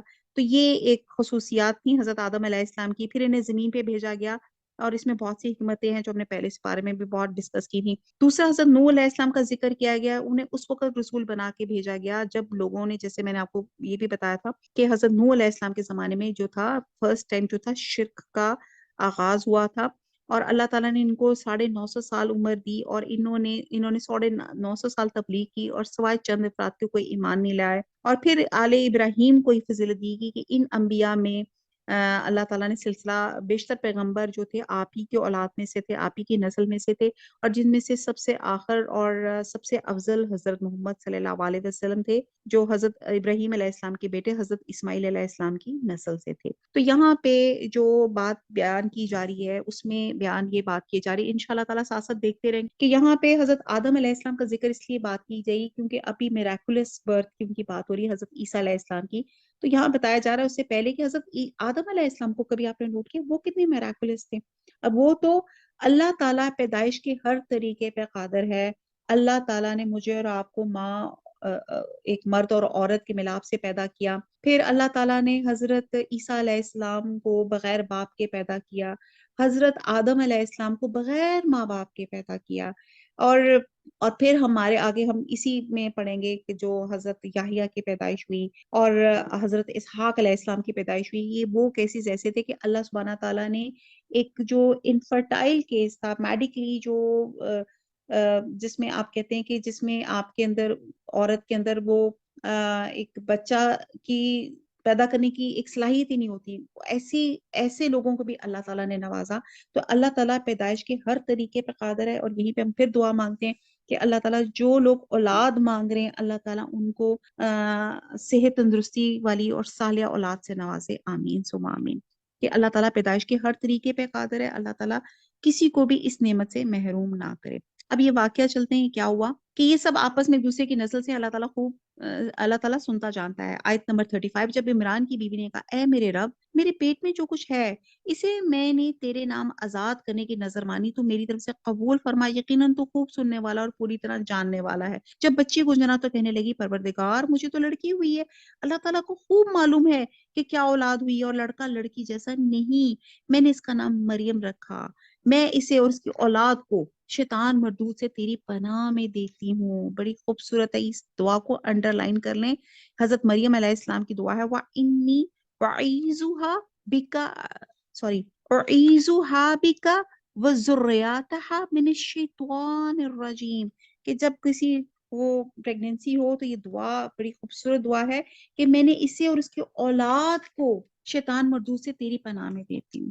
تو بہرحال انشاءاللہ تعالیٰ یہ واقعہ جو ہے تھوڑا اگلی کلاس میں انشاءاللہ ڈسکس کریں گے، ابھی ہم اس کو ایسے ہی پڑھ لیتے ہیں. اب یہاں پہ حضرت جو مریم کے جو پیرنٹس تھے ان کو جب ان کی والدہ حاملہ ہوئی تو انہوں نے نظر مانی تھی کہ جب میری بچی ہوگی، جس طرح ہم کہتے ہیں تو میں اس کو مسجد کا خدمت گار بناؤں گی، تو اس طرح انہوں نے کوئی نظر مانی تھی. تو جب ان کے ہاں بیٹی ہوئی تو انہوں نے کہا وہ میں نے تو یہ نظر مانی تھی، اور مسجد میں تو عورتیں جو ہے وہ تو وہاں ان کی خادمہ یا خدمت گار نہیں ہو سکتی، لیکن اللہ سبحانہ تعالیٰ نے وہ کام حضرت مریم سے کروانا تھا اور اللہ تعالیٰ نے ان کو چوز کیا تھا.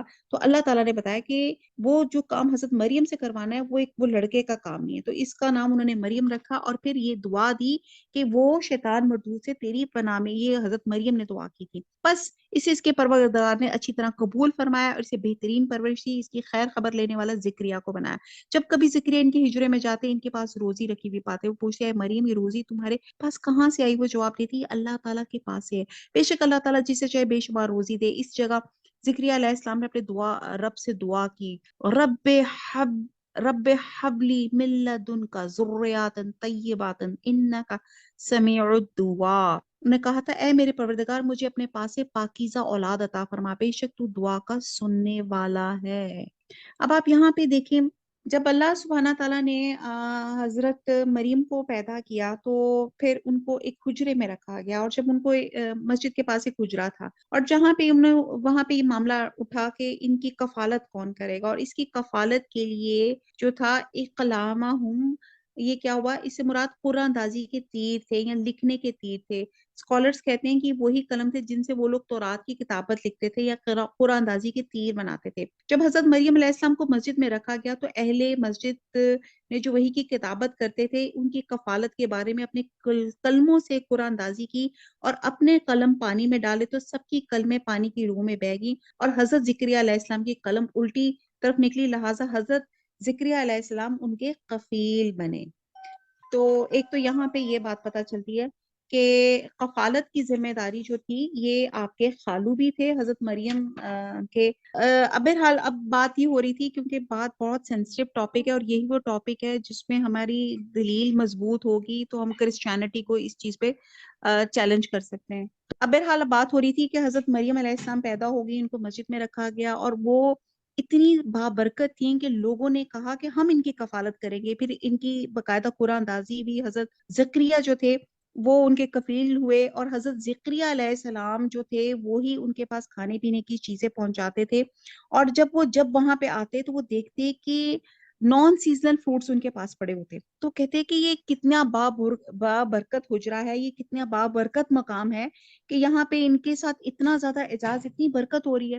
تو جس پر انہوں نے اللہ سے دعا مانگی تھی، اور حضرت زکریا علیہ السلام بھی جو تھے ان کی ایک سرٹن بڑی عمر کے پہنچ چکے ہوئے تھے، اور انہوں نے اللہ سے دعا مانگی تھی کہ مجھے اپنے پاس ایک پاکیزہ اولاد عطا فرما، بے شک تو دعا کا سننے والا ہے. تو یہاں پہ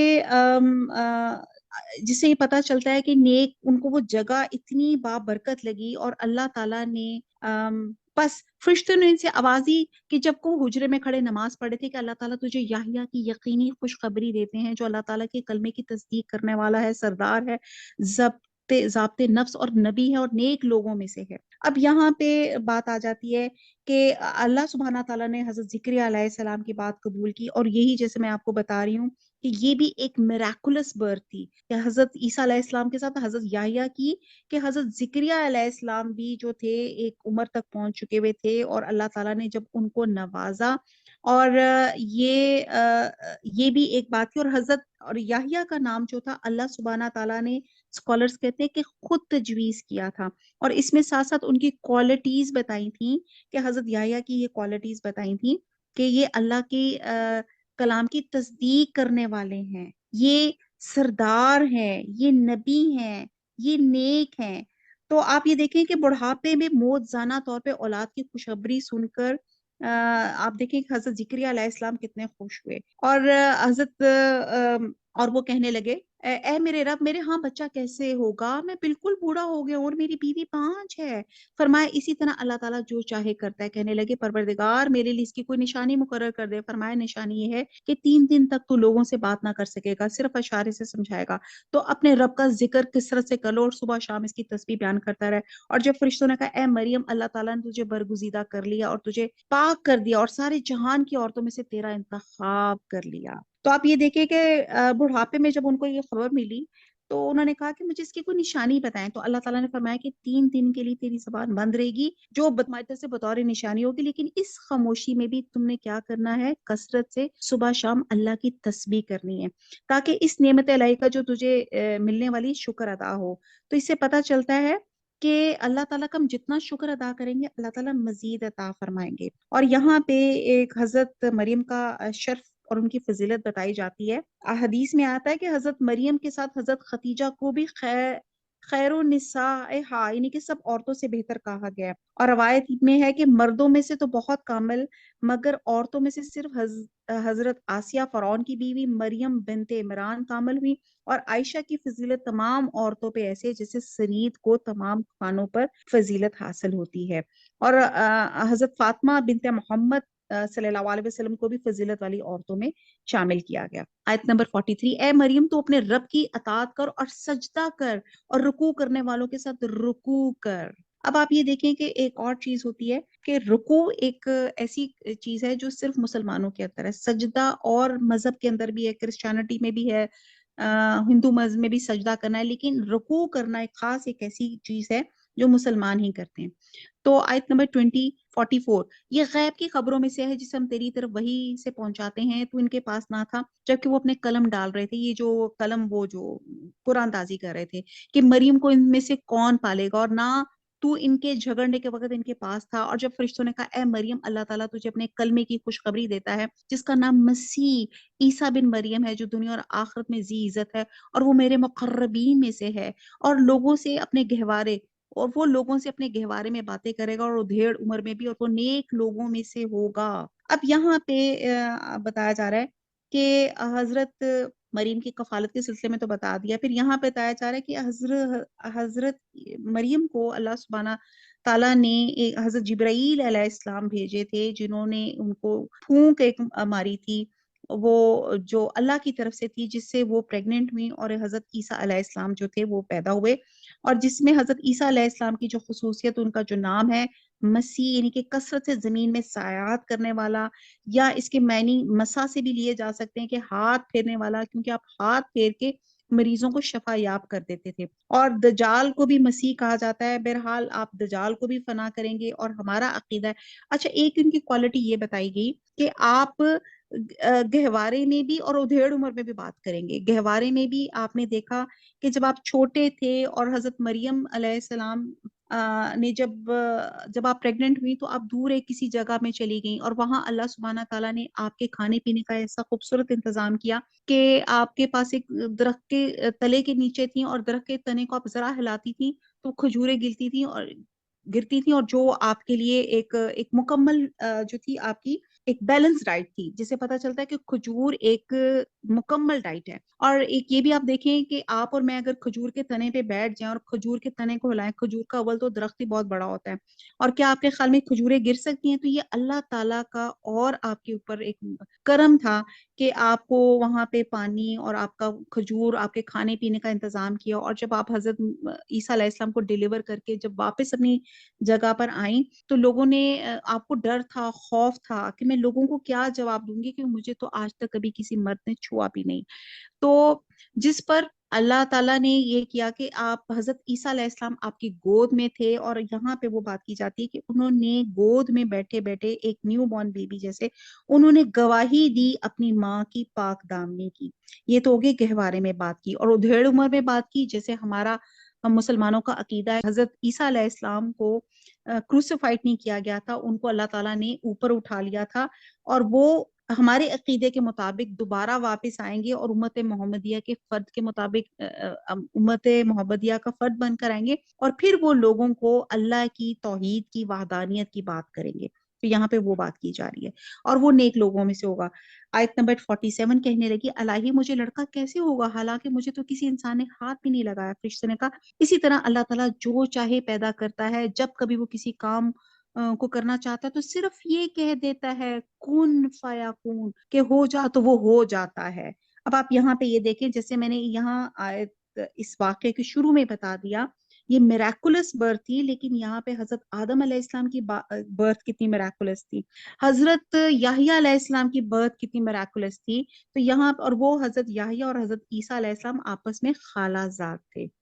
अल्लाह ताला के लिए पैदाइश के हर तरीके पे अल्लाह ताला कादिर है। अल्लाह ताला इसे लिखना और हिकमत और तौरात और अंजील सिखाएगा। अब यहाँ पे उनकी क्वालिटीज बताई जा रही है कि उनको राइटिंग, उनके पास ये तमाम, इनके पास अल्लाह ताला ने इल्म दिया हुआ था। वो बनी इसराइल की तरफ रसूल होगा कि मैं तुम्हारे पास तुम्हारे रब की निशानी लाया हूं, मैं तुम्हारे लिए परिंदे की शक्ल की तरह मिट्टी का परिंदा बनाता हूँ, फिर इसमें फूंक मारता हूँ तो अल्लाह ताला के हुक्म से परिंदा बन जाता है। अब यहाँ पे अल्लाह, जैसे मैंने तीसरा पारा शुरू होते ही बताया था कि अल्लाह ताला ने बाद रसूलों को बाद से फजीलत दी, जो जो उस जमाने में, जैसे इनके जमाने में बहुत ज्यादा मेडिसिन का रवाज था, ऐसे बंदे को मोतबर समझा जाता था जो हिकमत, जो बीमारियों का हल जानता था।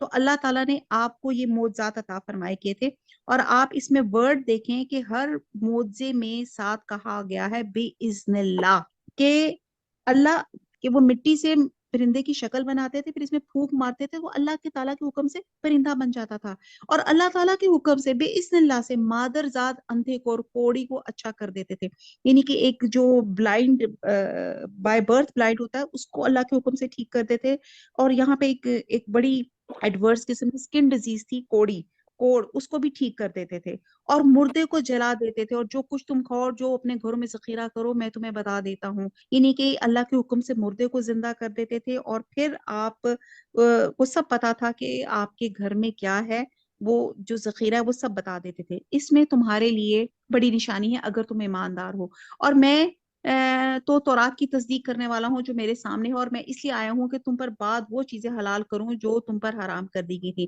میں تمہارے پاس تمہارے رب کی نشانی لایا ہوں، اس لیے تم اللہ تعالیٰ سے ڈرو اور میری فرما برداری کرو، یقین مانو میرا اور تمہارا رب اللہ ہی ہے، تم سب اسی کی عبادت کرو، یہی سیدھی راستہ ہے۔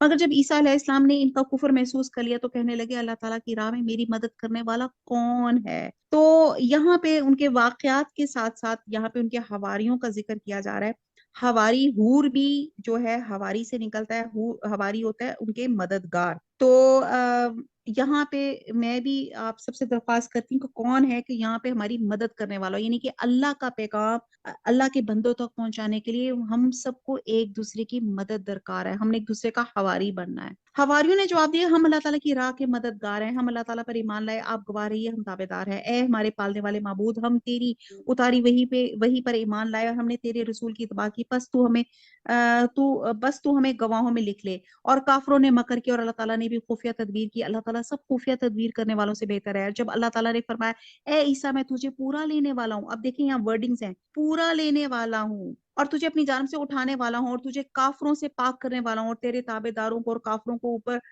رکھنے والا ہوں، اور قیامت کے دن تک پھر تم سب کو لوٹنا میری طرف ہے، میں ہی تمہارے آپس کے تمام اختلافات کا فیصلہ کر دوں گا۔ پھر یعنی کہ یہ اللہ تعالیٰ نے کہا کہ جو کروسیفائڈ ہیں اللہ تعالیٰ نے ان کو پورے کا پورا اوپر اپنے پاس بلا لیا تھا۔ اب ایون کرسچینٹی میں بھی اس چیز پہ بہت زیادہ ڈفرینٹ فرقے ہیں، ڈفرینٹ ان کی تھاٹس ہیں، کوئی آرتھوڈاکس ہے، کوئی کیتھولک ہے، کوئی پروٹیسٹنٹ ہے، یعنی کہ پروٹیسٹنٹ ہے، یعنی کہ ہر ایک کے اس سلسلے میں بھی عقیدہ فرق ہے۔ آیت نمبر 56، پھر کافروں کو تو میں دنیا اور آخرت میں سخت تر عذاب دوں گا، ان کا کوئی مددگار نہ ہوگا، لیکن ایمان والوں نیک ایمان والوں کو اللہ تعالیٰ ان کا ثواب پورا دے گا، اللہ تعالیٰ ظالموں سے محبت نہیں کرتا۔ یہ جسے ہم تیرے سامنے پڑھ رہے ہیں آیتیں اور حکمت والی نصیحت ہیں، اللہ کے نزدیک عیسیٰ کی مثال ہو بہو آدم کی مثال ہے، دیکھیں قرآن میں لکھا جا رہا ہے، جسے مٹی سے پیدا کر کے کہہ دیا ہو جا تو بس وہ ہو گیا، تیرے رب کی طرف سے حق ہی ہے، خبردار شک کرنے والوں میں سے نہ ہونا، اس لیے جو شخص آپ کے پاس اس علم کے آ جانے کے بعد بھی آپ سے اس میں جھگڑے تو آپ کہہ دیں کہ آؤ ہم تم اپنے اپنے فرزندوں کو اور ہم تم اپنی عورتوں کو ہم تم خاص اپنی اپنی جانوں کو بلا لیں، پھر ہم آجزی کے ساتھ التجا کریں اور جھوٹوں پہ اللہ کی لعنت ڈالیں۔ یہ جو آیت میں نے پڑھی ہے آیت نمبر 61، اس کو آیت مباہلہ کہتے ہیں۔ مباہلہ کا مطلب ہے کہ دو فریق ایک دوسرے پہ لعنت یعنی کہ بد دعا کریں۔ جب ایک دو فریق کے حق اور باطل ہونے میں ایکچولی یہ سٹوری اٹ آل بگنس 9 ہجری میں ایک وفد آیا تھا، وفد نجران، یہ عیسائیوں کا ایک وفد تھا، وہ حضور صلی اللہ علیہ وسلم کے پاس آیا اور حضرت عیسیٰ علیہ السلام کو وہ حضور صلی اللہ علیہ وسلم کو کنونس کر رہے تھے کہ اللہ کے بیٹے ہیں۔ تو حضور صلی اللہ علیہ وسلم نے یہ جو تمام ہم نے آج آیات پڑھی ہیں حضرت عیسیٰ علیہ السلام کی میراکولس برتھ کی، حضور صلی اللہ علیہ وسلم نے یہ تمام باتیں ان کو بتائیں، دلیلوں سے بتایا کہ یہ حضرت عیسیٰ علیہ السلام حضرت آدم ہی کی طرح ہے، حضرت یحییٰ بھی دیکھیں اسی طرح اللہ تعالیٰ کے کن فیکون، اللہ نے کہا تو وہ ہو گیا، تو اس پر وہ کسی بھی دلیل پہ مانے نہیں، تو جس پر یہ ایک ان کا مناظرہ ہوا، بحث و مباحثہ ہوا، جب وہ نہیں ہوئے تو اس پہ بلاخر یہ آیت نازل ہوئی اور نبی صلی اللہ علیہ وسلم نے انہیں مباہلہ کی دعوت دی، اور مباہلہ میں یہ تھا کہ سب لوگ ایک میدان میں اپنی اپنی فیملی لے کر جو تھے میدان میں آنا تھا، اور جو جھوٹا ہوگا اس پہ اللہ کی لعنت ہوگی۔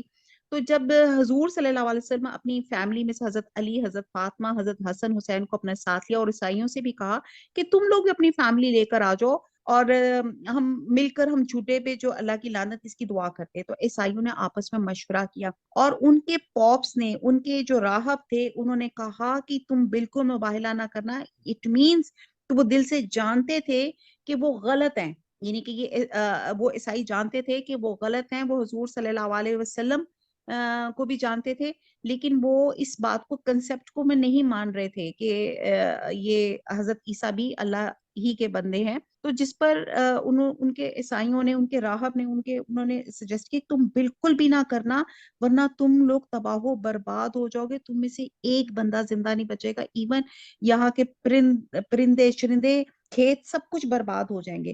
چنانچہ انہوں نے حضور صلی اللہ علیہ وسلم کو ریکویسٹ کی کہ آپ جزیہ مقرر کر دیں، جس کی وصولی کے لیے آپ نے حضرت ابو عبیدہ بن جراح کو آپ کے اوپر اپوائنٹ کیا، جن کو امین امت کا خطاب بھی دیا جاتا ہے. تو بہرحال یہ تھی دعوت مباہلہ کہ یہ انہوں نے، عیسائیوں نے وہ چیلنج قبول ہی نہیں کیا، کیونکہ یہ اپنی جانوں کے حریص تھے اور ان کو پتا تھا کہ وہ غلط ہے. اگر آج وہ دعوت مباہلہ کو قبول کر لیتے تو یہاں پہ کرسچینٹی کا نام نہ ہوتا اور یہاں پہ صرف واحد ایک اللہ کا نام ہوتا. یقیناً صرف یہی سچا بیان ہے اور کوئی معبود برحق نہیں بس جز اللہ تعالیٰ کے، اور بے شک غالب اور حکمت والا اللہ تعالیٰ ہے. پھر بھی اگر قبول نہ کرے اللہ تعالیٰ بھی صحیح طور پر فسادیوں کو جاننے والا. آپ کہہ دیجئے اہل کتاب ایسی انصاف والی بات کی طرف آؤ جو ہم میں تم میں برابر ہے کہ ہم اللہ تعالیٰ کے سوا کسی کی عبادت نہ کریں گے، نہ اس کے ساتھ کسی کو شریک ٹھہرائیں گے، نہ اللہ تعالیٰ کو چھوڑ کر آپس میں ایک دوسرے کو ہی رب بنائیں گے. بس اگر وہ منہ پھیلے تو تم کہہ دو گواہ رہو ہم تو مسلمان ہیں. اہل کتاب تم ابراہیم کی بابت کیوں جھگڑا کرتے ہو، حالانکہ تورات اور انجیل تو ان کے بعد نازل کی گئی، کیا پھر بھی نہیں سمجھتے؟ ایکچولی حضرت ابراہیم علیہ السلام کی جھگڑا یہ تھا کہ یہودی اور نصارہ دونوں دعویٰ کرتے تھے کہ حضرت ابراہیم ان کے دین پر ہیں، حالانکہ تورات جس پہ یہودی ایمان رکھتے ہیں اور انجیل جسے عیسائی مانتے ہیں، دونوں حضرت ابراہیم علیہ السلام کے سینکڑوں برس بعد نازل ہوئی تھی. تو حضرت ابراہیم یہودی یا عیسائی کیسے ہو سکتے ہیں؟ اور حضرت ابراہیم اور حضرت موسیٰ علیہ السلام کے درمیان میں 1000 سال کا، اور حضرت ابراہیم علیہ السلام اور حضرت عیسیٰ علیہ السلام کے درمیان 2000 سال کا فاصلہ ہے. یہ دلیل سے بات بیان کی جا رہی ہے. سنو تم لوگ اس میں جھگڑ چکے جس کا تمہیں علم تھا، پھر اس بات میں کیوں جھگڑتے ہو جس کا تمہیں علم ہی نہیں؟ اللہ تعالیٰ جانتا ہے، تم نہیں جانتے. ابراہیم نہ تو یہودی تھے نہ نصرانی تھے، بلکہ وہ تو یک طرفہ خالص مسلمان تھے. وہ مشرک بھی نہ تھے. سب لوگوں سے زیادہ ابراہیم کے نزدیک تر وہ لوگ تھے جنہوں نے ان کا کہا مانا، اور یہ نبی اور جو لوگ ایمان لائے مومنوں کا ولی اور سارا اللہ ہی ہے. اہل کتاب کی ایک جماعت چاہتی ہے کہ تمہیں گمراہ کر دے، دراصل وہ خود اپنے آپ کو گمراہ کر رہے ہیں اور وہ سمجھتے نہیں. اے اہل کتاب تم باوجود قائل ہونے کے پھر بھی دانستہ اللہ کی آیتوں کا کیوں کفر کر رہے ہو؟ اے اہل کتاب باوجود جانے کے حق و باطل کو کیوں غلط ملت کر رہے ہو، کیوں حق چھپا رہے ہو؟ اہل کتاب کی ایک جماعت نے کہا کہ جو کچھ ایمان والوں پہ اتارا گیا اس پر دن چڑھے تو ایمان لاؤ اور شام کے وقت کافر بن جاؤ تاکہ یہ لوگ بھی پلٹ جائیں. یعنی کہ یہ انہوں نے ایک فساد پھیلانے والی حرکت کی. اور سوائے تمہارے دین پہ چلنے والوں کے اور کسی کا یقین نہ کرو. آپ کہہ دیجئے بے شک ہدایت تو اللہ تعالیٰ کی ہدایت ہے. یہ بھی کہتے ہیں کہ اس بات کا بھی یقین نہ کرو کہ کوئی اس جیسا دیا جائے جیسا تم دیے گئے، یا یہ کہ یہ تو تم سے تمہارے رب کے پاس جھگڑا کریں گے. آپ کہہ دیجئے فضل تو اللہ تعالیٰ ہی کے پاس، اللہ تعالیٰ کے ہاتھ میں ہے، وہ جسے چاہے اسے دے دے. اللہ تعالیٰ وسعت والا اور جاننے والا ہے، وہ اپنی رحمت کے ساتھ جسے چاہے مخصوص کرے. اللہ تعالیٰ بڑے فضل والا ہے. بات اہل کتاب تو ایسے ہے کہ اگر انہیں تو خزانے کا امین بنا دے تو بھی وہ تجھے واپس کر دے، اور ان میں سے بعض ایسے ہیں کہ اگر تو انہیں 1 دینار بھی امانت دے تو تجھے ادا نہ کریں. ہاں یہ اور بات ہے کہ تو اس کے سر پہ ہی کھڑا رہی، اس لیے کہ انہوں نے کہہ دیا کہ ہم پر ان جاہلوں کے حق کا کوئی گناہ نہیں. یہ لوگ باوجود جانے کے اللہ تعالیٰ پہ جھوٹ کہتے ہیں. ہاں مواخذہ ہوگا البتہ جو شخص اپنا اقرار پورا کرے اور پرہیزگاری کرے تو اللہ تعالیٰ بھی ایسے پرہیزگاروں کو دوست رکھتا ہے. بے شک جو لوگ اللہ تعالیٰ کے عہد اور اپنی قسموں کو تھوڑی قیمت پہ بیچ ڈالتے ہیں ان کے لیے آخرت میں کوئی حصہ نہیں. اللہ تعالیٰ نہ تو ان سے بات چیت کرے گا، نہ ان کی طرف قیامت کے دن دیکھے گا، نہ انہیں پاک کرے گا. ان کے لیے دردناک عذاب ہے. یقیناً ان میں ایسا گروہ بھی ہے جو کتاب پڑھتے ہیں اور اپنی زبان مروڑتا ہے تاکہ تم اس کتاب ہی کی عبادت خیال کرو، حالانکہ دراصل وہ کتاب میں سے نہیں، اور یہ کہتے ہیں اللہ تعالیٰ ہی کی طرف سے، حالانکہ دراصل وہ اللہ تعالیٰ کی طرف سے نہیں. وہ دانستہ اللہ تعالیٰ بھی جھوٹ بولتے ہیں. کسی ایسے انسان کو جسے اللہ تعالیٰ کتاب و حکمت اور نبوت دے یہ لائق نہیں کہ پھر بھی وہ لوگوں سے کہے کہ تم اللہ تعالیٰ کو چھوڑ کر میرے بندے بن جاؤ. کونو ربانین. اب یہاں پہ یہی اللہ تعالیٰ بتا رہے ہیں کہ فرق یہی ہے کہ جب آپ کسی بھی کلاس یا کسی بھی چیز میں آپ کوئی درس یا کوئی چیز لیتے ہیں تو سب سے پہلے یہاں پہ اللہ تعالیٰ نے ایک ہمیں ایک دلیل بتا دی کہ وہ آپ کو بتانے والا، جو اللہ کی باتیں بتانے والا، وہ آپ کو اللہ کا بندہ بنا رہا ہے یا آپ کو اپنا بندہ بنا رہا ہے. تو یہاں پہ یہی بات کی جا رہی ہے کہ وہ تو کہے گا تم سب رب کے ہو جاؤ تمہاری کتاب سکھانے کے باعث اور تمہاری کتاب پڑھنے کے سبب، اور یہ نہیں ہو سکتا کہ وہ تمہیں فرشتوں اور نبیوں کا رب بنا لینے کا حکم کر دے. کیا وہ تمہارے مسلمان ہونے کے بعد بھی تمہیں کفر کا حکم دے گا؟ جب اللہ تعالیٰ نے نبیوں سے عہد لیا کہ جو کچھ میں تمہیں کتاب اور حکمت دوں، پھر تمہارے پاس وہ رسول آئے جو تمہارے پاس کی چیز کو سچ بتائے، تو تمہارے لیے اس پر ایمان لانا اور اس کی مدد کرنا ضروری ہے. فرمایا کہ تم اس کی اقراری ہو، اس پہ میرا ذمہ لے رہے ہو. سب نے کہا ہمیں اقرار ہے. فرمایا تو اب گواہ ہو. ہاں میں بھی تمہارے ساتھ گواہوں میں ہوں. بس اس کے بعد بھی جو پلٹ جائے وہ یقیناً نافرمان ہے. کیا وہ اللہ تعالیٰ کی دین کے سوا اور دین کی تلاش میں ہے؟ حالانکہ تمام آسمان والے اور سب زمین والے اللہ تعالیٰ کے فرما بردار ہیں، خوشی سے ہوں یا ناخوشی سے ہوں، سب اسی کی طرف لوٹ آئے جائیں گے.